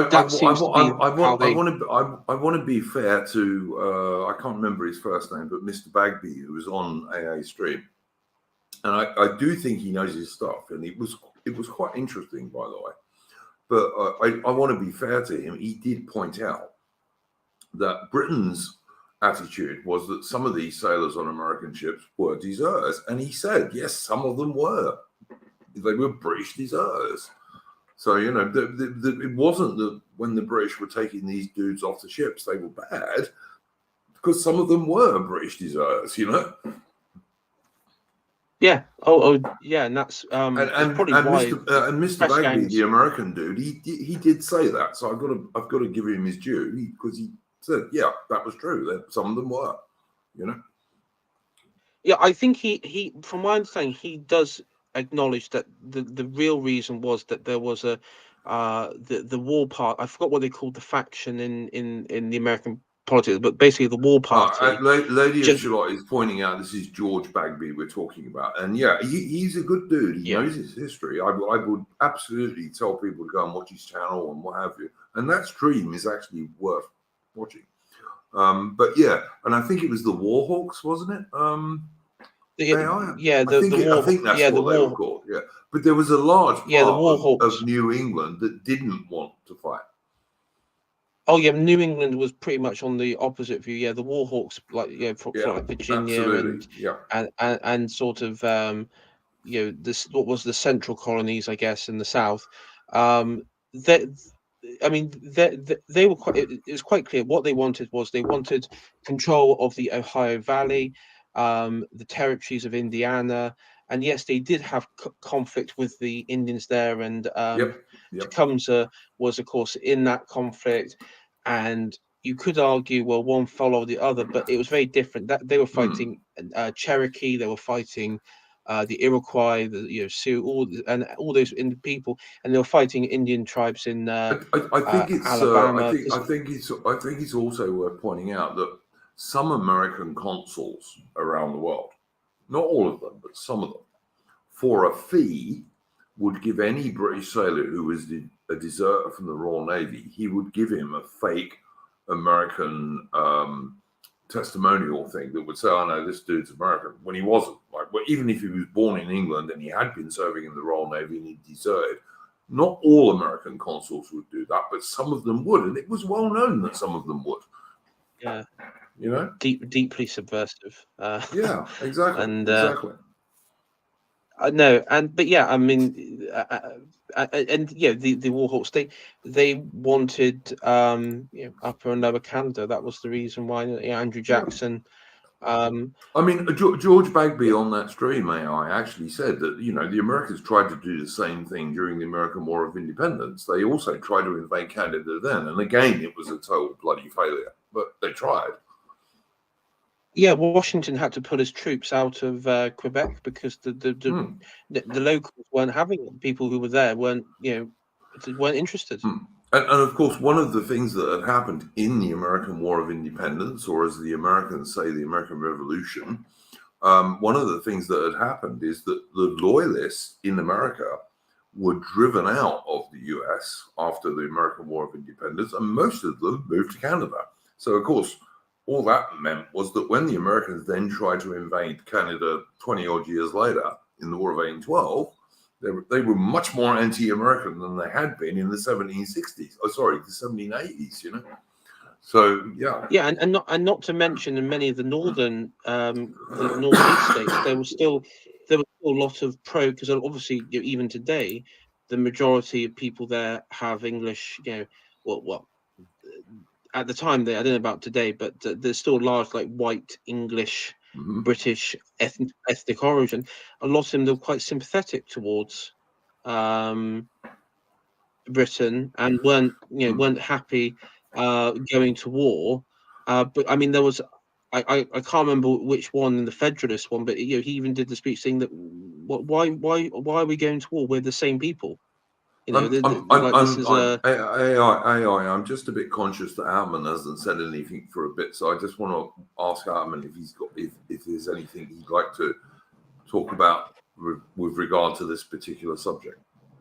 No, you've basically covered everything. We burned down the White House base. Yep. We captured the Capitol, which is, like you say, I think that was pretty based. Yep. Yeah. I mean, at the time, I don't know. I kind of feel like we probably did underestimate how much of a threat America could be at that point, but they still didn't win, so it didn't really matter. We didn't deploy half as many forces over there in the time frame that we would have needed to. Had we taken them as seriously once the guys started turning up from the peninsula, and the Royal Navy wasn't fighting the French because Napoleon had abdicated. It didn't take very long for like the Brits to clamp down on both American coasts, basically. Yeah. And I mean, another thing I think is well worth mentioning, which is often forgotten, is everyone talks about the Monroe Doctrine, when, European states are not allowed to do stuff in the Western Hemisphere and so on. That was until at least about 1905, that was totally dependent on the Royal Navy. That was the only thing that would allow that to be enforced, was the Royal Navy. Because the American Navy certainly wasn't strong enough to do it until about 1905, at least. So all the 19th century, when they go on about that was the Royal Navy that stopped up European nations sending big forces to the Americas. I know later on in the 19th century, there was a flare-up between Britain and America over the Oregon territory. And the dividing line. Yes, there was. Between that, which actually, and funny enough, that actually was like both sides were preparing for war briefly with that. So yeah, there was. Look, I would like to say to the people watching this in the chat, I am going to do a War of 1812 stream at some point. Hopefully this year. I think it will be this year. And having talked to you about this AI, and since I see you're interested in it, I'd like you to join me if you would. So yeah. Oh yeah, definitely. We can.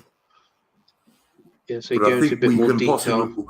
And we can possibly give a bit more of what the British Army and to some degree the Canadian militia, but mainly what the British Army was up to in the War of 1812, because AA's stream was very good, but it was mostly about the American Army and the Indians.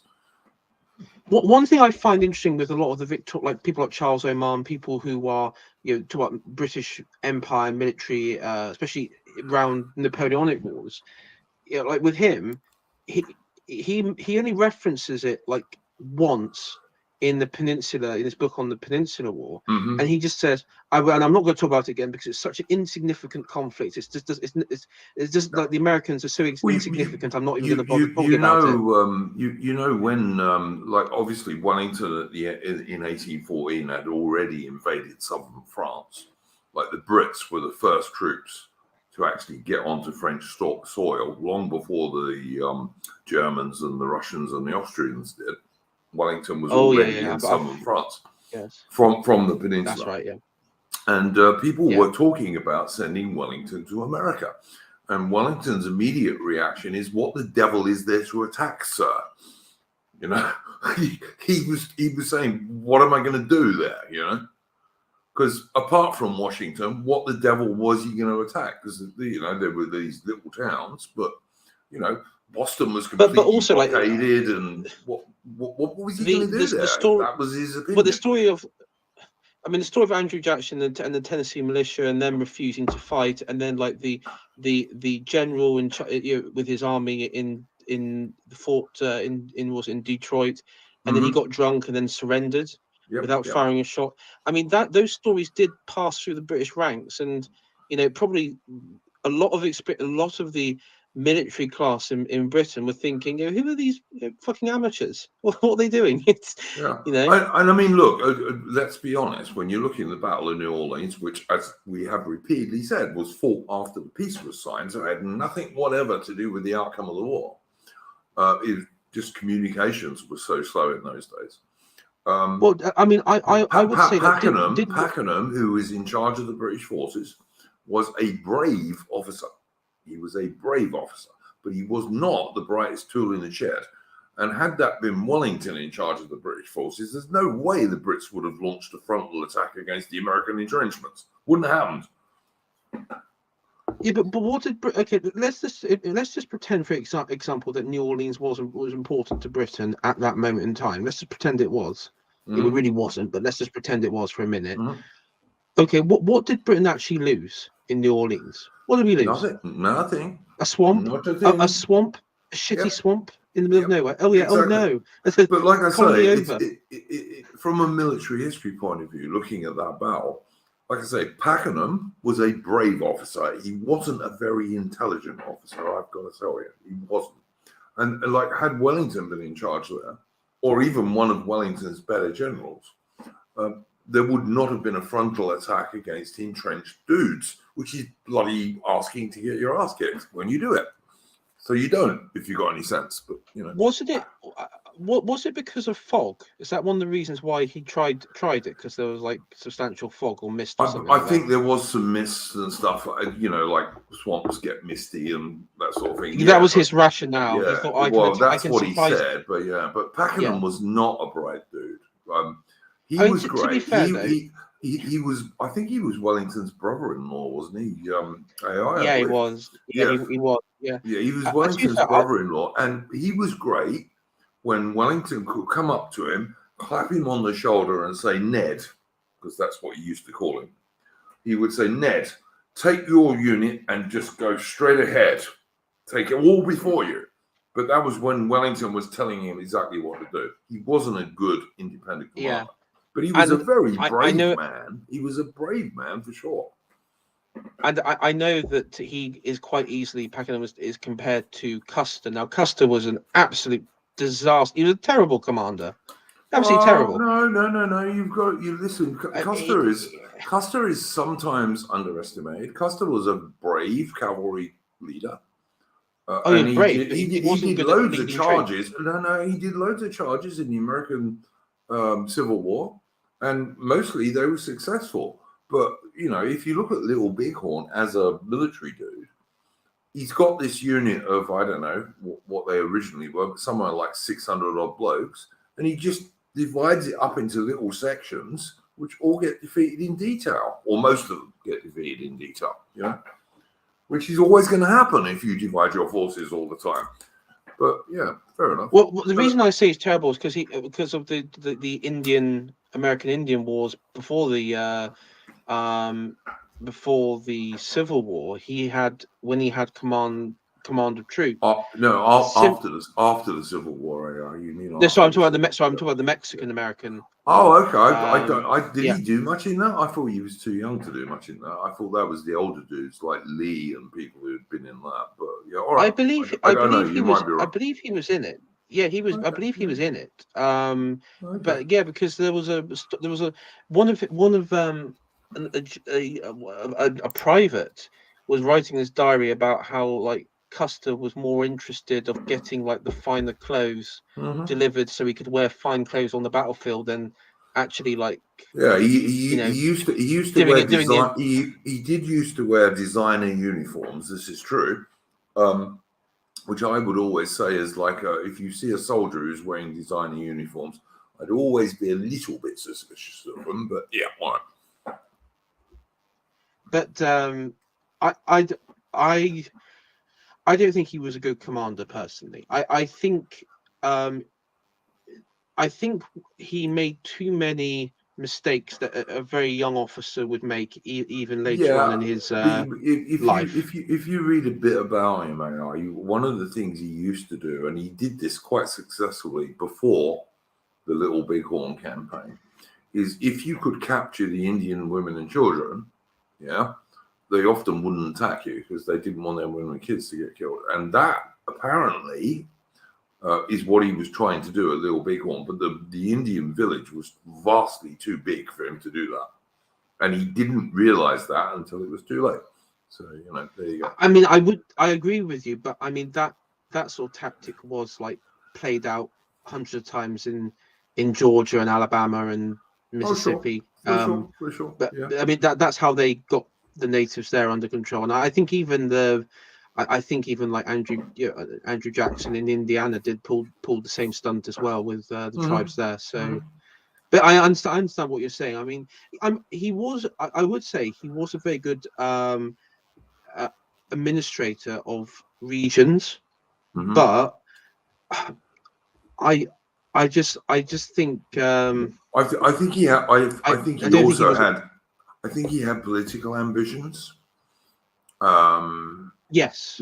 Because after the American War, the American Civil War, they had several presidents who had been in the war. I mean, notably Grant, of course. But yeah, I think he had political ambitions, and he was hoping that campaign would aid them. But like I said, he had his own one cavalry unit, and he just divided it into too many bits. And they were too far away from each other. They couldn't support each other, and so they were defeated in detail, which will always happen in the army if you do that. Yeah, I mean, he got himself surrounded by Sitting Bull. Yeah, for sure. And you know, there were a lot of Indians there. You know, there were. I think all the modern estimates are at least there were 2,000 warriors there. You know, and they were not badly armed. They were not badly harmed. They had plenty of rifles and stuff. British rifles. No, they were not British rifles. No, they were not. That's not true at all. They had lots of repeating Henrys and stuff like that. You know, that lever action rifles. They had loads of those, which are not very good at long range, but at close range they could put out a hell of a lot of firepower. Oh, I've seen multiple takes online by Americans that said that Sitting Bull was directly funded by like Queen Victoria or something like that. Oh yeah, I've seen that, and it's just bullshit. So I don't say Winchesters, as Michael 19th Century C fan says in the chat. Yeah, they weren't British rifles. It's utter nonsense. I've seen American movies where they say, "Oh, the only reason the Indians took scalps is because the British paid for them." Bullshit. I'm sorry.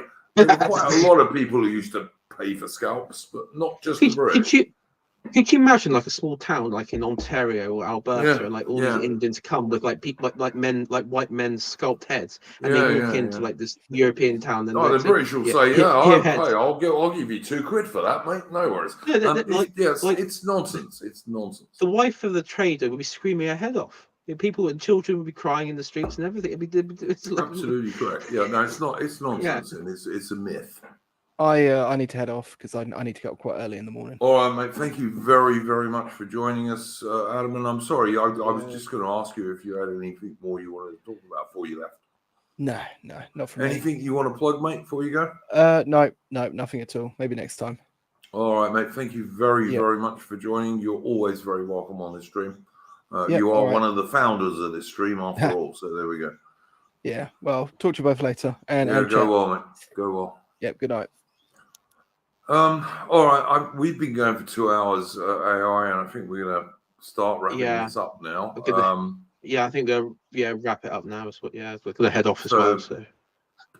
Yeah, but you know, we've talked about all sorts of stuff. We've talked about war quite a lot this evening, I've noticed, but just that's the way it worked out, I guess. British and Commonwealth related. I like to think. Listen, it's mostly been that, for sure, absolutely. But yeah, I don't know. As Atman was saying early in the stream, like all the news this week has just been about Middle East and current events. You know. And I do agree with the dissident right take that it's the current thing, you know, like all the dudes who used to have Ukrainian flags in their social media profiles. They're all getting rid of them, and some of them are putting Israeli flags up, and some of them are putting Palestinian flags up, and I just think the whole thing is bullshit. But you know.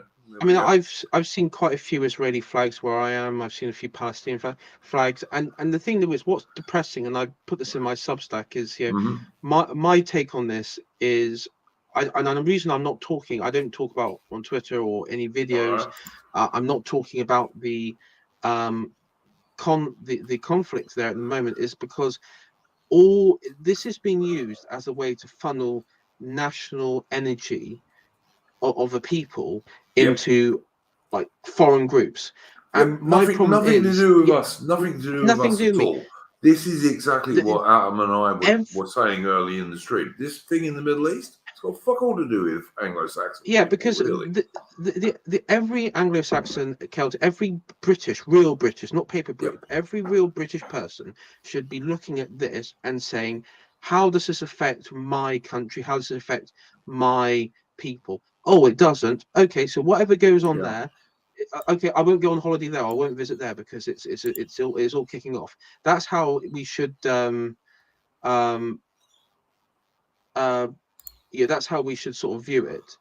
But the problem is, you've got so many white Brits now who, and I think this is, I saw in my Substack, in my article about this, I actually referred to it as like sort of like like globalization of the economy, of everything. This is like AI, because on YouTube you're AI Tory, I do believe, don't you? You're AI Shire Tory, I do believe, on YouTube. Yeah, that's right. Michael K, 19th Century Fan, is asking a question here, which I would like to hear your opinion on before we wind up. And he's saying, any thoughts on the Tories getting badly beaten at the by-elections? Well, so in one by-election, the Tory candidate was West African. One of the most whitest areas. What a surprise! How very conservative of them. One of the whitest areas. I think it was Tamworth or some of it. One of the whitest areas. A very white area. Okay, and the West African. So he lost, and then the other one. The other one was actually a proper native Brit, which is shocking. A male as well, which is more shocking. And he lost to Labour.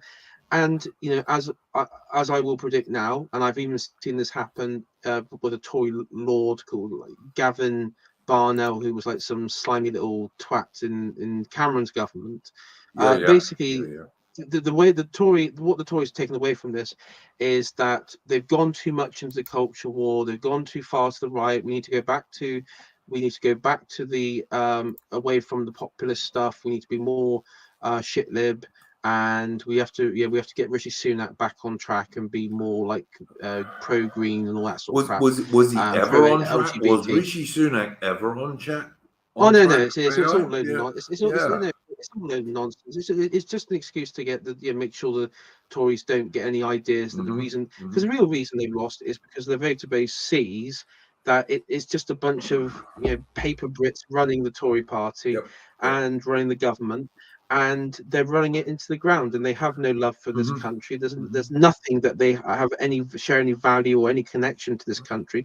And deep down in the psyche of the voter, the Tory voter, they know this, and that's why they can't bring themselves to vote for them. But the Tory party would never acknowledge this. No. It's because they're not right wing enough. But the Tory party and its members can live in delusion for all they want. They can all fucking die in their own shit, to be honest. And I know that sounds a horrible thing to say. No, mate, I agree with you, mate. And to be clear to people in the chat, you used to consider yourself a conservative, I think, yeah? Yeah, I was a member of the party. I was even running to be a candidate in the local election, and I lost that. But I didn't, when I lost, I didn't stand up and say, you know what? I wasn't gay and I wasn't black. You weren't diverse something enough. Like that. You weren't diverse enough. 100%, mate. 100%. Can I just say, good to see Winter Phoenix Forest Kieran in the chat. Not all the guys in the chat will know this dude, but he's a big fan of the Franklin, who is one of the best Australian YouTubers. Do go and check out the Franklin. I'm a big fan and I've followed him for years. He's a really good dude. So yeah, I'm happy to see Winter Phoenix Forest Kieran in the chat. If any of you guys want to send a super chat, you can do it via Entropy. It's pinned at the top of the chat. So I will look at that. It's the last thing I ever do. Oh, you've heard of him? Oh, cool. Yeah, I have heard. Yeah. I've heard of the name go about. Yeah, I've heard of it, and I can't remember where I've heard of it. He's quite a sensible chap. Is Winter Phoenix Forest Kieran. He won't appeal to all people on the DR for his tastes, but he's a good dude. And the Franklin is absolutely a channel that I would recommend to everybody. I've followed the Franklin since before he was called the Franklin. He used to be called something else, and I was following him back then. He's a really good dude. Well, to answer his question, why are the Currys running England? Well, why indeed? Because careful how you answer that. Careful how you answer that, mate. We're on YouTube. We're on YouTube. We didn't listen to the yes, we did not listen to the MP for Wolverhampton. Yeah. We didn't listen to the MP Yeah. for Wolverhampton back Yeah. in the 60s. And then as Lady of Shalott knows, because she comes from Northern Ireland, of course, then he became an MP for a loyalist constituency in Northern Ireland. That's where he knocked power when he was kind of almost expelled from the Conservative Party. Wasn't it because it was Southdown? Maybe Lady of Shalott she might be able to. I think it was Lady Southdown. Lady of Shalott will know. I'm sure she will probably know. Yeah. But I'm not sure. Yeah. But it was certainly in a loyalist area in Northern Ireland for certain. Yeah. And you know the dude was expelled pretty much from the Conservative Party, and he should have been the Conservative. He should have been the head of the Conservative Party. He should have been the damn Prime Minister, not the very liable to have been pedophile Ted Heath. But you know. I mean, you know, I've been around. I remember the days of the Daily Stormer, and a lot, and Jarrett Taylor, and a lot of things, a lot of really like racist things. And I actually, until a few years ago, I never actually read the full Rivers of, or I said the Birmingham Address. It's not the Birmingham Address, to be absolutely precise. Which is known as the Rivers of Blood speech. Mm-hmm. I actually never really read it, so I knew what the context was of it, but I never actually sort of read the words.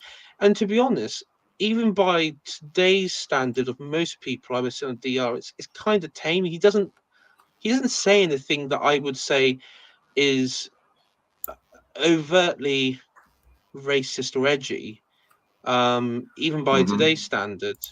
I mean, obviously in the normie sphere, yes, it is, but but I'm thinking back in 1960. I mean, how I get the feeling that even back then it wasn't the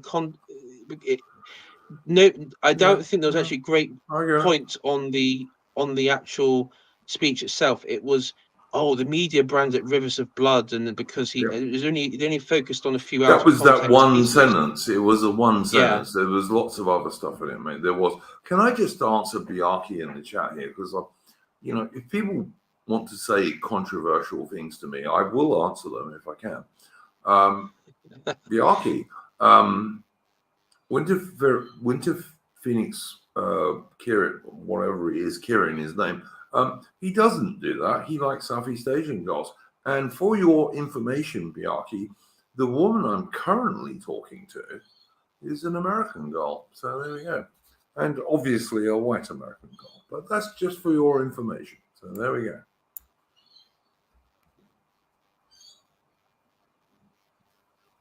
There we go. So you can stick that up your Jaxie and take it, Biaki, if you'd like to, mate. And I like Biaki, by the way.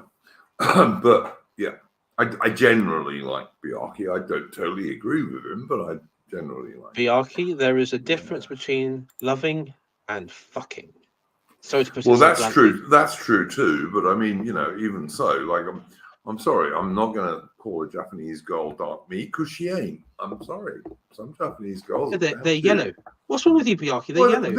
They're not, and they're not AI. They're not actually. Some of them are. Well, actually, no. Anyway. I would say Korean. I would say like Koreans are more yellow than. Yeah. Koreans and the Japanese Chinese are not. They're keen on the Koreans, to be honest. But you know, they're not. They're keen on. They're not. They're keen on them all the time. So you know, there we go. But yeah, it's yeah. I just think you. Do you know what? I say this to Biaki. I say this to everyone in our chat. The Western world, the Anglosphere, the British and Old Commonwealth nations, and America too, we all face pretty much the same damn problems, right? And minor stuff like that, we really have to ignore because, you know, we've got way bigger problems than that, Biaki, mate. We really do. You know, if someone agrees, like it's like, you know, the silly debates between the tradcafs and some pagans, for example. You know, I'm thinking like pagans like Survive the Jive, who's a really good dude, by the way. Yeah. Basically, most of the stuff Survive the Jive agrees with. Someone like Dave the Distributist, who's not quite a trad-cap, but somewhere along there, they would agree with, right?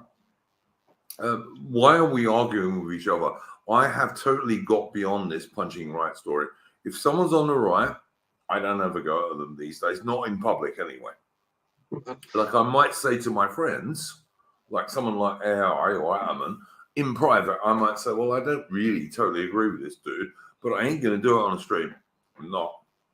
Because punching right is there's no point in it. That we are outnumbered, we're besieged, we're being attacked, and we have kind of got to form a lager, to use a white South African term.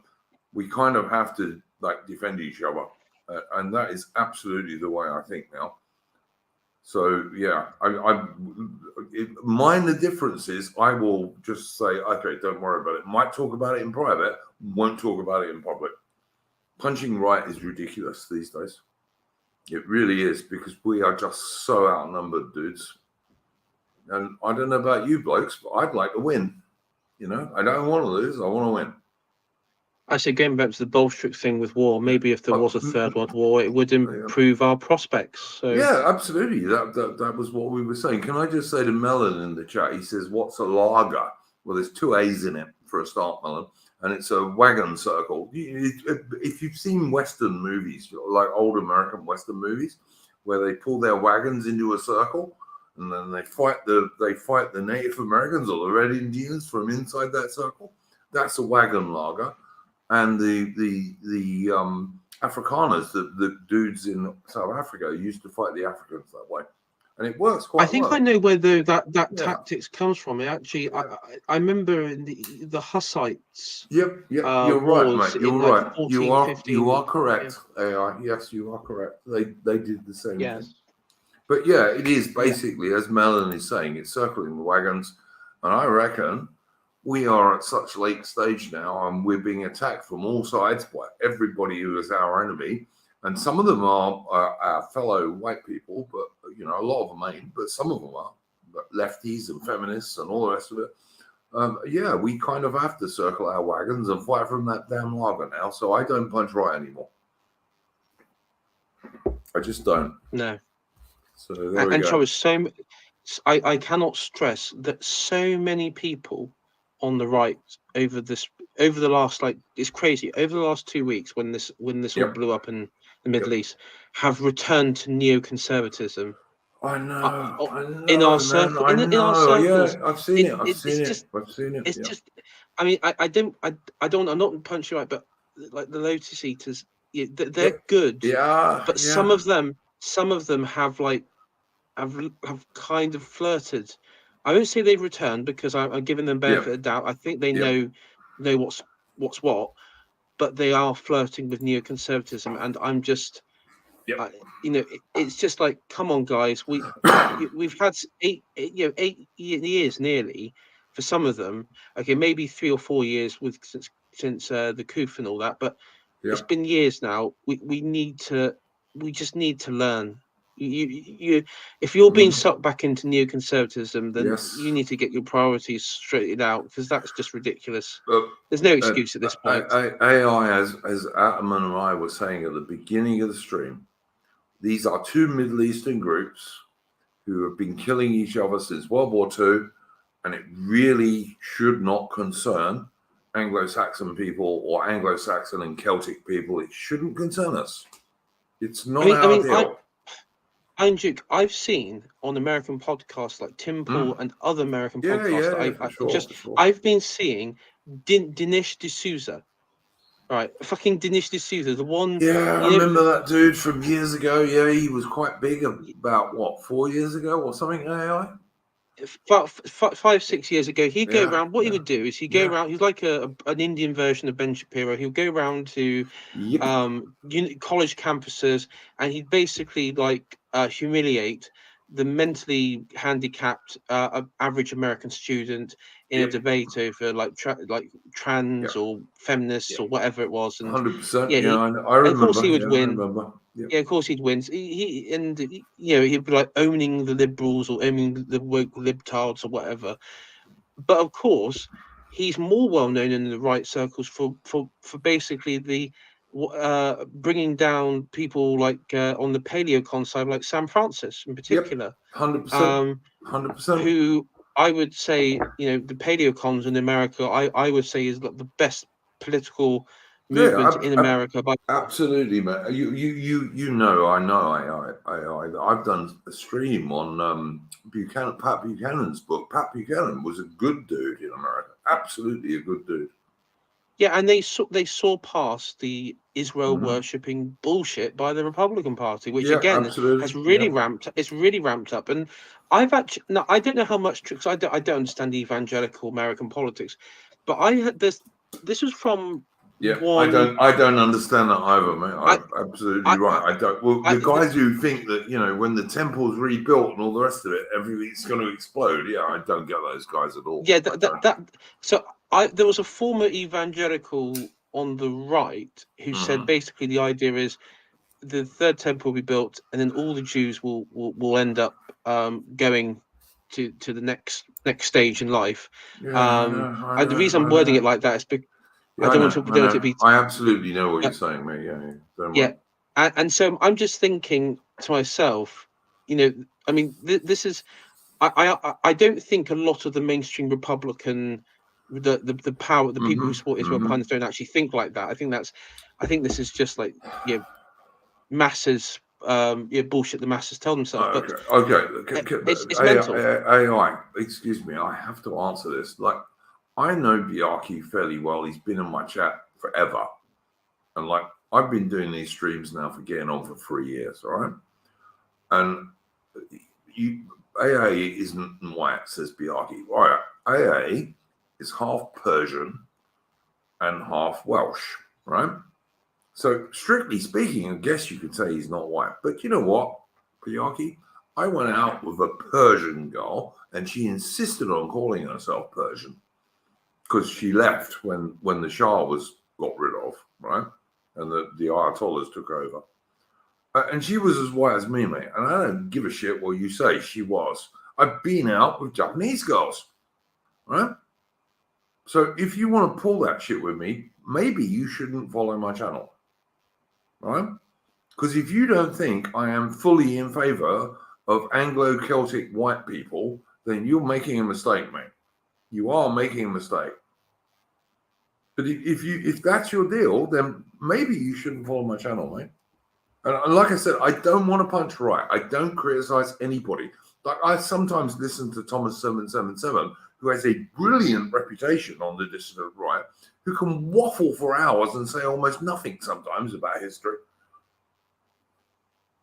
I mean, there are several streams where he does like really good historical. Sometimes he does American good stuff. Sometimes he does good stuff, mate. He does AI, but I mean, I find he will waffle for an hour and say almost nothing. Yeah, I do get that, and I mean, my favorite one of his was when he was going from I think the American presidents from the 20th century to now, and I thought actually when he changed my mind on quite a few, like even Carter. I mean, he was actually kind of in favor of Carter in some ways because Carter had the same problem with the deep state that like Eisenhower had, and so a lot of it was quite interesting, to be honest. But but I mean, it's like I'm trying to when I'm talking to Biaki here in the chat, and I am directly talking to Biaki at the moment, who I like, by the way, generally speaking. But the Franklin is one of the best dissident right YouTubers on YouTube. He's married to a girl from Taiwan. So what? I don't care, mate. I don't care. He wants virtually everything that I want. And the fact that he's married to a girl from Taiwan makes no difference whatsoever. As far as I'm concerned, anyway. It makes no damn difference, mate. I mean, Lady of Shalott, who is absolutely a real lady, and there ain't many of them, by the way, but she is absolutely a real lady, is defending her friend Thomas 77, and he's saying he's a former addict. Fair enough, Lady Shalott. I didn't know that. That's something I did not know until you just told me that. So fair enough. All right. I mean, so there we go. To play sort of devil's advocate here, I do understand what Biarki is saying in the sense of we have to remember that a lot of the propaganda coming our way, this isn't directed at people on the left, it's directed at people on the right, because the algorithms can determine this, is interracial content, right? We see it in ads, we see it in films. AI, it is, but it's not, and you know this, it's not mostly white dudes with Southeast Asian chicks. No. I know, but the problem is if you're thinking, if you're constantly having that, it can easily go deep within your subconscious, and can sit there. And I mean, I've always said that. Can I just say to you, AI, and to the chat for that matter, I am very conscious that, like, there were dudes in British India in the 18th and the early 19th century who married Indian chicks, right? And let me be clear about this. There are some very beautiful Indian women. There are, right? They just are. Like, if you say they're not, you're just fibbing to yourself. African women, different story. But Indian women, yeah, there are some who are really nice. But a few blokes doing that as an exception is not going to destroy your race. It's not. Oh no, but the point is we have to be careful, because a lot of it, if it's like on an individual level of a few, but we have to obviously promote it on the civilizational level, because I mean, you have like this. I mean, the only time that you've had like mass changes, I would say, if you look at Latin America with the Spanish. Pretty much the entire race of Latin America is AI. One that I actually saw for myself to some degree, because I lived in Africa for a long time, was the Portuguese in Africa. Yeah, absolutely. Yeah, I mean, literally, that was like the creation of a new race. Mixed between European and I mean, with Portugal, definitely a mix of European and African. That was very common. That was very common in Portuguese Africa, in Mozambique and Angola and what have you. But all I am trying to say is that someone who wants to come out and slag off someone who I regard as a friend, like the Franklin, because he's married to a chick from Taiwan, you're wasting your time, mate. I'll chuck you out before I'll chuck the Franklin out. So that's just the truth. Because I want to be honest. I'm not a dishonest man. And you know, people who turn around and say to me, "Oh, AA is half Persian." Well, yeah, he is. So what?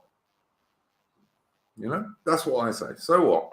If you are supporting what I believe in, I will support you. And that's absolutely the way I go now. And like I said, I don't believe in this shitty punching right shit. I just don't. It's pointless. I mean, it does nothing but divide us on the dissident right and help our enemies. That's all it does. I mean, the only exception I will make to that, is if you're a tranny, you ain't coming on my stream, because I am traditionalist enough that I will not have trannies on my stream. I'm sorry. If you're a bloke pretending to be a woman, you're not coming on my stream. That's the exception I make to that.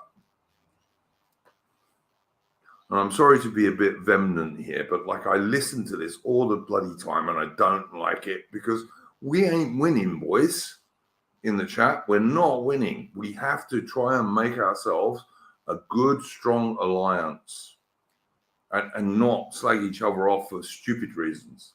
You know, we really do. And I also triple five in the chat says, "What's the line? Don't be a tranny. Don't be a man pretending to be a woman." That's. I mean, I'd also say, like, on the current thing, what's the line? If you have and I know that there are people on the distant right are absolutely simping for Palestine and the Palestinian cause. Yeah, and then again, because they're not our friends. They're not our friends. Any more than Israel is. Fundamentally, the Arabs cannot be trusted. I know. I've met a lot of them. I've lived amongst them. They are not our friends. They are completely alien civilization, and they can't be trusted. And the same goes for the other side as well. The people supporting them from the other side, they cannot be trusted. They do not have Britain's interests at heart. The only people that you can be trusted is your people in the UK or in Australia or wherever you are in the world. Basically, I support Anglo-Celtic people. I'm an Anglo-Celtic and also, nationalist. I mean, That's what I am. So there are so many problems.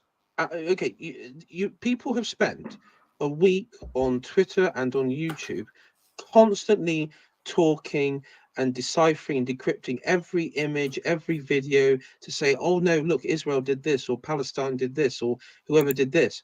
And the thing is, you think to yourself, there are so many problems going on in our cities, not just our cities, in our villages now.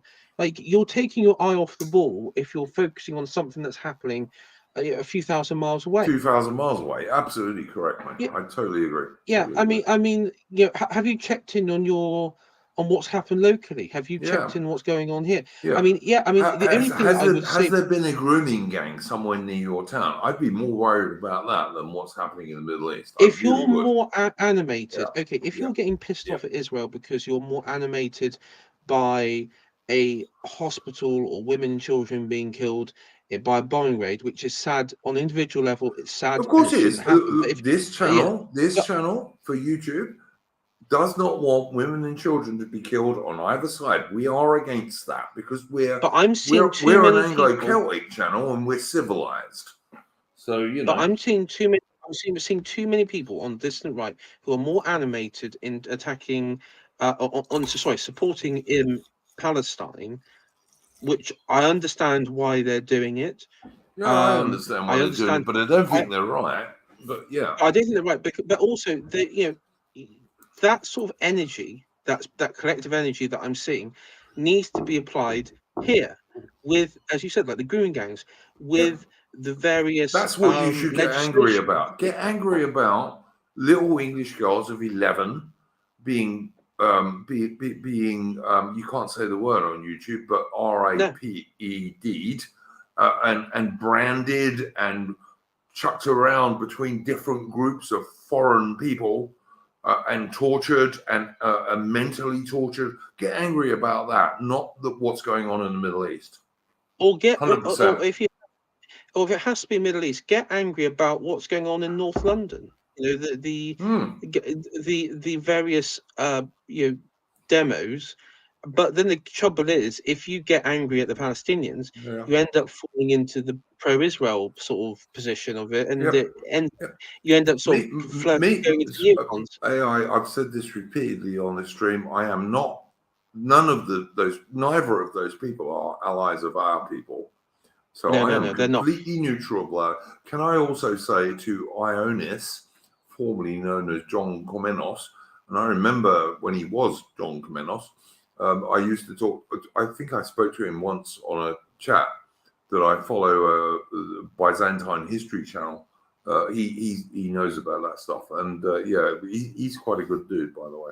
He's into history, which I'm always in favor of because I'm a big dude who's into history. Yeah. So, I also like History Debunked as well. That channel's great. Great analysis from that guy. Yeah, it's not bad. Absolutely ain't bad. I agree with that. I do agree with that. All right. Look, we've been going 2.5 hours plus now.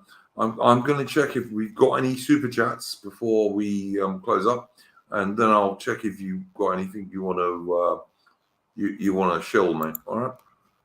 Yeah. Okay. Let's have a look at this.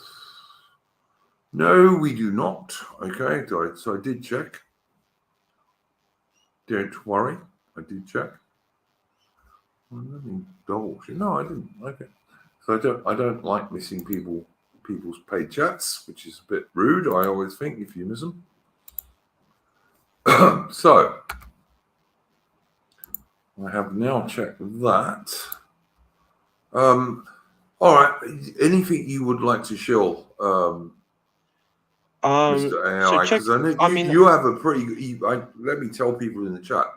AI has a pretty good channel called AI Shiatori, and it is a channel that has some quite interesting stuff on it. So do check him out. AI, what did you want to show me? Yeah. So this Wednesday, I hope to, if Connor who is a channel go by Plotlines. His name's Connor, but his channel's Plotlines. I think you've probably heard of him before. We did Napoleon. I have. We did the Yes, I have. Napoleon. Yes, I have. Me and Yes, Rupert August. I have heard it. He we planned to, because he managed to get a copy of Major Richard Hilton's book on the decline of the strange sort of decline of the British Empire. Oh yeah, I read that. Yep, I read that. That was an excellent book. Excellent book. Yeah. I can't get that book for love nor money anywhere. I just can't get it. I know you can get it in Australia. Mate, you know there is a link to a PDF format of it on our Discord, don't you? Is there? Yeah, absolutely. In the book, in the good books channel, there is a link to a PDF version of that you can just download because it's quite an old book. So if you want to read it, it's easy to do. Yeah, it's easy to do, man. I put it up like, I don't know, probably a month ago now, getting on for anyway. Oh, is it in books suggestions? It's in books. Yeah, in the book suggestions. Yeah, it's in there. But after the stream, I'll at some point after the stream, I have to do something after this stream. But at some point after this stream, I will send you a link. So yeah, that's easy, mate. Don't worry about that. I am just checking because Winter Forest Kieran said he sent me a super chat and I didn't see it, so I'm gonna see if I did get one. But I mean, just to finish off here, so yeah, we're going to be doing a reading of the first chapter of that. We might do like a chapter by chapter reading, commentary, that sort of stuff. Because I know AA did chapter 4 on the Palestine, British Palestine, but we like to do a bit more on the rest of wider scope. So that would be quite interesting one to cover. The other thing is, and I just want to say as a passing bit, is that you know, I know that I think it was Winter Phoenix sort of said about the sort of as a one position about the Crusades and all that. And actually, on a serious note, I think if we are to have any consideration for anyone in the region, it has to be the Christians of the Levant. Oh, for sure, mate. For sure, yeah. Because years ago, I used to go out with a girl who was a Christian Lebanese girl, but she was a Christian who used to be an air hostess. She was beautiful, lovely girl. But do you remember what the capital of Lebanon is? I'm trying to remember what it's called now. Beirut, isn't it? Is it Beirut? Yeah. Yeah, and that used to be described as the Paris of the Middle East, didn't it? That's correct. It was a wonderful. It was a tourist destination in the 20s. It was wonderful. It was supposed to be a beautiful city and lovely, and it's just been ruined by all the bullshit that's been going on in the Middle East since World War II, basically. But yeah. I mean, and in Iraq, you had 2.5 million under under Saddam, and you had Syria and also in Palestine and everything, and just to go, so the Christian numbers have declined because of Islamic extremist groups, because a lot of it was down to most of it, I would say, down to American interference, though, and creating power vacuums, which has really screwed over the Christian population, and also the evangelical American obsession with Israel has also, which is very strange. Yeah, it's very strange, mate. I've never got that. Yeah, that's right. Yeah, has created a really, really horrible environment for the Christians living in Israel. I mean, there is hundreds of footage of Israelis spitting, verbally abusing, even breaking into church grounds. I have seen Christians being spat upon in Israel. Yes, I have seen that. Yeah, for sure. So if I was to show any sort of comradeship with it's with the Christian population of that region, whatever they want, whatever something, I'm supporting them, and anyone who attacks them. I mean, look, we as Anglo-Celtic Western men, we should remember that prior to the Arab invasions, after the rise of Islam, prior to that, the whole of the Middle East was Christian. It all was. Yeah. So And so I mean, those are the sort of group. If I was to say any groups that I have a concern for, or I show concern, is for them. And I don't want them to come to the UK at all. I think, because even though that they are Christian and everything, and shared connections on that regard with many people in the West, is the faith aspect, but there's still, they're all still Arab. They're still Assyrians. Yeah, They're no, I still see that. Semitic. I see all sorts of people in my chat doing all sorts of silly nonsense. And most of this stuff that I see my people in the chat doing, this is what fucks up the right and why we can't get anywhere, because we spend more time arguing with each other than we do becoming allies with each other, which is what we really, really need to do. Actually, one thing I would say, my humble opinion, anyway. I say, as a final bit, I'm going to stop talking now, Andrew, but because I see chat's getting a bit distracted with everything. But I would say to everyone in chat, if you're on Twitter and you see the usual bullshit between the Palestinian and the Israeli lobby going off, under a post or something, just put in there, I stand with the Christian people of the region. What about them? What about their interests? Something like that. 100%. Give them totally a voice. Just say, I don't care about these two groups. I want to know what's going to the Christian population, because I totally agree, man. Because in my mind, Israel is, fundamentally, Israel is Christian land as well. So, yeah. All right. Winter Phoenix Forest, Kieran, I did find your super chat. I went back and found it, and I'm about to read it out, mate. If someone sends me a super chat, I always read them out. Right. So Winter Forest, Kieran, for $5 USA.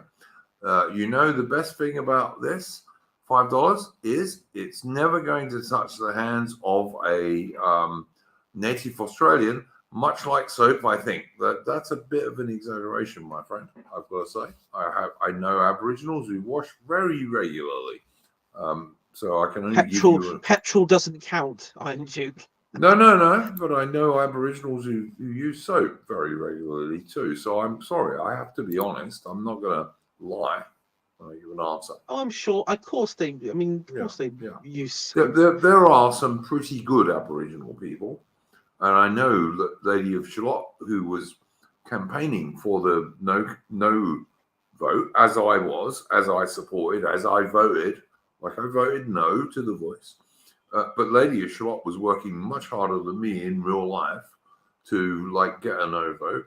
And I'm sure Lady of Shalott would be the first to agree with me that there are some very good Aboriginals. They're not all bad people. Many of the people supporting the Yes campaign were not very Aboriginal at all.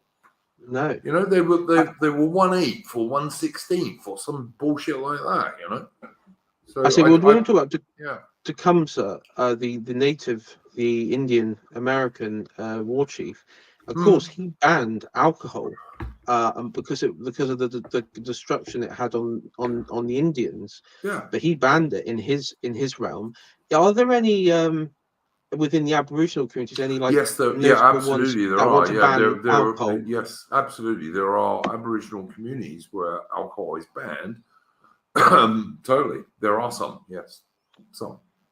Oh, that's good. Support those because they don't cope with alcohol very well, because they didn't spend hundreds of years or thousands of years around it as Western people did.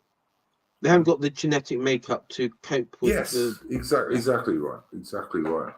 Exactly right. Anyway, cool. Sorry, mate. Carry on. No, I was going to say, that's cool. And it is because and I bet the Aboriginals the ones that abandon them aren't the ones looking for, white liberal women in fucking Sydney to bail them out. Yeah, 100%, mate. 100%. These are Aboriginals who, if an Aboriginal, and they tend to have lower IQ, but some of them have better IQs, particularly if they have some mixture in their ancestry. But there are Aboriginals who do very well in Australia. I mean, I think there's almost 24. I think it's not that. It's about 8. There's about 18 Aboriginal MPs in the Australian Parliament. Of different different parties, not all in one party either. So hold on a sec. Why do they need a voice then? There's 80. What the fuck? Yeah, no, absolutely, mate. This is what everyone in Australia thought. Why should this tiny little group have a particular voice? It was just a con. It was an anti-white con, basically. And the good thing is, because of the hard work of people like Lady of Shalott, it was absolutely, totally rejected by the ordinary Australian public, who are, I have to tell you, they're very normie in Australia still, mostly. I would say Australia, on the whole, is still more normie than Britain is, even.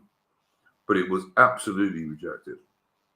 And Lady of Shalott is saying quite correctly that they're already massively over-represented in the Australian Parliament. Yes, they are.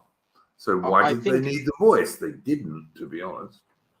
I think Australians, because they went through COVID, in particularly the worst aspects of the COVID regime, I think a lot of worldviews have been shattered in Australia. Let's say. Mate, I wish I thought that was true. It is true that people like myself and Lady of Shalott, our worldviews have been totally changed, but that happens over time. But there's still a hell of a lot of normies in Australia, and I was very happy that the voice referendum was rejected. I really was, because it would have just enshrined an anti-white thing in the Australian Constitution, and it would have been almost impossible to get rid of if it had won. Yeah, and I did so love the lefty white women crying when it was rejected. I did like that so much. I thought that was cool. That reminded me of that Arnold Schwarzenegger thing from the Conan movie. When what do you love in life? What is it? To chase my enemies, to capture their cowl and hear the lamentations of their women. Yeah, I thought that was damn cool, actually. But there you go. That's just me. Yeah. No, I love the salt that came from it. It was it was cool. It was cool. And like I say, thanks to people like Lady of Shalott, who actually campaigned on the ground in real life and helped get that result. And I don't always agree with some of the people in our sphere who say, no, you should never do any sort of activism. I don't think they're right. Sometimes you do need to do something. So, yeah. Yeah. I mean, the only thing I would say is, they're going to try and push this through, though, regardless of the referendum. So absolutely. They'll try and get it in sideways. Of course they will. Of course they will. And it'll probably be that goes without saying. But you have to take the wins when you get them. AI. Yeah. What's the Conservative Party equivalent in Australia? Is it the Liberal Party? Is that the Liberal Party? And the Liberal Party, because it's led by such a genius, has said that when they win the next election, they're going to have another fucking referendum. Yeah, I know. Yeah, I'm going to tell you now. The Liberal Party will be the one to introduce this indigenous thing. Absolutely, yeah, they'll be the ones that do it. So. Maybe. I mean, look. I mean, the thing is, one of the things you have to grasp to have any idea what is going on in the modern world, right? It doesn't matter if you're an American and you're looking at the Republicans and the Democrats, or if you're a Brit and you're looking at the Conservatives and Labour, or if you're an Australian and you're looking at the Liberals and Labour. It doesn't matter. All of those are really a uni-pie. There's not much difference between either of them. And if you're on the dissident right, you have to understand that, or you do not get politics at all in 2023. Anyone who thinks there's going to be a big difference between Rishi Sunak and Starmer in England is a moron, frankly. Yes. So that's my view. But like I say, I just do my own stuff. I've got a little tiny channel which even after 3 years is growing infinitesimally slowly because YouTube makes sure people don't see it. But it is growing. It's always growing slowly, very fucking slowly, but it is growing. And I try and be a sane and sensible Anglo-Celtic man and tell people sane and sensible advice for Anglo-Celtic people. I do. But I'm not like some super extremist. Not at all. Don't need to be, you know. But I say quite honestly, I really fear for the fate of Britain, and I really fear for the fate of Australia, and I really fear for the fate of America, for that matter. You know, I think we're all in big trouble from the same places. You know, we're all in big trouble. As time moves on, I do think America is. I do think America is largely doomed. Right. Hang on. It's not me being biased. Okay. I think it is doomed because of what we're seeing in the inner cities, just the total collapse. Excuse me a second, AI. Winter Phoenix Forest Kieran sent me 2 super chats for $5. I see you in the chat there, mate. All right. And AI, I did read his super chat, didn't I? Yeah, I remember you reading a super chat. Yeah, I did. And the 2 super chats you sent me, Winter Phoenix Forest, Kieran, I did read them. They're the same. The 2 of them are the same. I think they're for $10 in total. But I read the super Was there a question? Was there a question in there that you want us to answer? Or I just looked at it again, but I'll go and check once again because I always do. Yeah, you resend it, mate. And fine, that's cool. And if you want to withdraw the second one, go for it, mate. You can. But yeah, I did read your question earlier, as AI has just pointed out. If someone sends me a super chat, I always read them, mate. You know? So there. Doomed. Oh, here we go. Someone called Aubrey Alman, God knows who they are, says doomed out. Okay, well, yeah, maybe. We'll see. Bolero is calling me a boomer, which I am not. I'm too young to be a boomer. Not by much, but I am. AI, what would you like? What would you like to show, mate, before we close? Yes, apart from the stream coming up on Wednesday, just check out my channel. Maybe a Substack article might appear on my. What's your channel called again, so people can find you? AI Shiatori on YouTube, and then at Shiatori on Twitter. And you'll find all my activities there. Yeah, you do some good stuff. You did a stream the other week with a dude who is pretty well known on AI's chat, didn't you? Cringe Walker. Yeah, Cringe Walker, that's the one. Yeah, that's right. Yeah, Cringe Walker. Yeah, we did a stream, and I think we talked about American power in the region. And it was quite good. All I'm saying is go and check AI Shiatori on YouTube. He's got a good channel. He's a good dude. And I think that will do us for this week, given we're coming up with 3 hours. AI. Yeah, I'm gonna have to head off to bed. So thanks for having me on, and I'll see you. You're always welcome. You're always welcome on my streams, mate. As always, I'm going to play us out with a tune, and given today is Trafalgar Day, so let's raise a toast to the immortal memory of Admiral Lord Nelson, Britain's greatest admiral, I would say. I'm going to play a tune to take us out with. And this is, by the way, from Patriotic Archive. Patriotic Archive is a member of my Discord, and he's got a really good channel. If you like traditional and military type music, he's a really good dude. Go and follow his channel. So let's do this.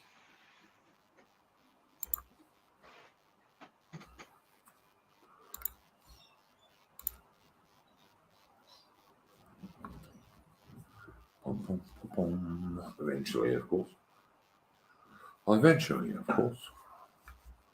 There we go.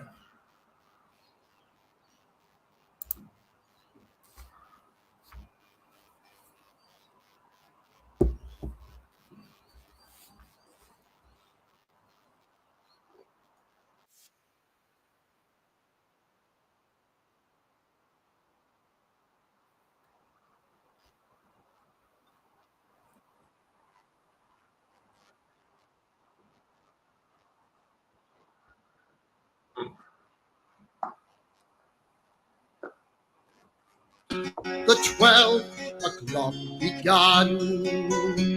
Old Nelson to his men did say, the Lord will prosper us this day. So fire the broadside, fire away, on board of the man of war. Let him die in peace.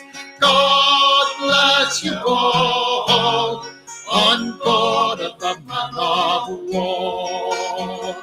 God bless you all, on board of the man of war. Let them die in peace.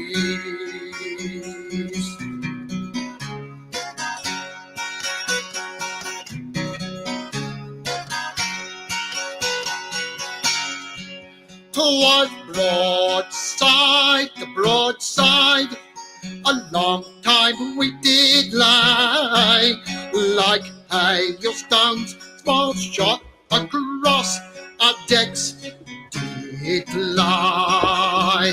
Our mainmast it was blown away, besides some hundreds on that day were killed or wounded in the fray on board of a man of war. Let them die in peace. God bless you all, on board of a man of war. God bless you all, on board of a man of war. Let them die in peace.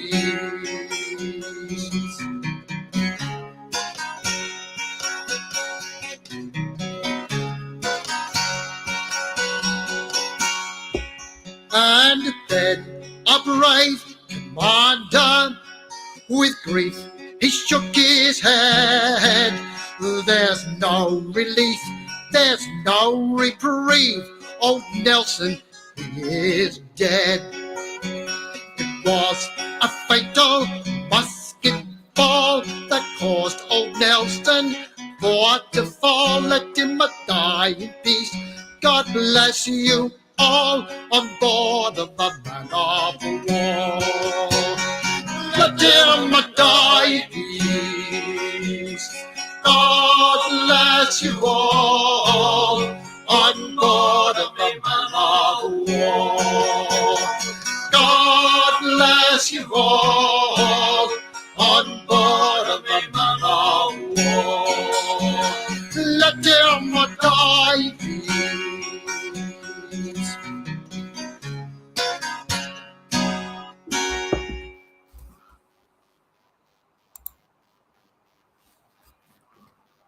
All right. Obviously, that was a song about Admiral Lord Nelson, who today, in 1805, died, leading his greatest victory at Trafalgar in 1805. 27 British ships of the line defeated utterly 33 French and Spanish ships of the line. Just proving that, you know, when Anglo-Celtic men put their minds to stuff and their heart to stuff and their courage to stuff, we can beat everybody, and we still can. We still can. Don't give up the hope. And that was from Patriotic Archive, who I'm happy to see in the chat. Very good channel. Go and check out his channel, guys. So, yeah, it's Trafalgar Day. Like I said, in England, it's Trafalgar Day today. And we should remember how damn good we can be, because we could still be that good if we can pull ourselves together. You know, we still could be. Thanks to the chat for joining me. Thank you very much to my guests, Atman and AI. And I'll see you next week, guys, for Splendid Isolation number 146. Take care, and don't let the bastards grind you down.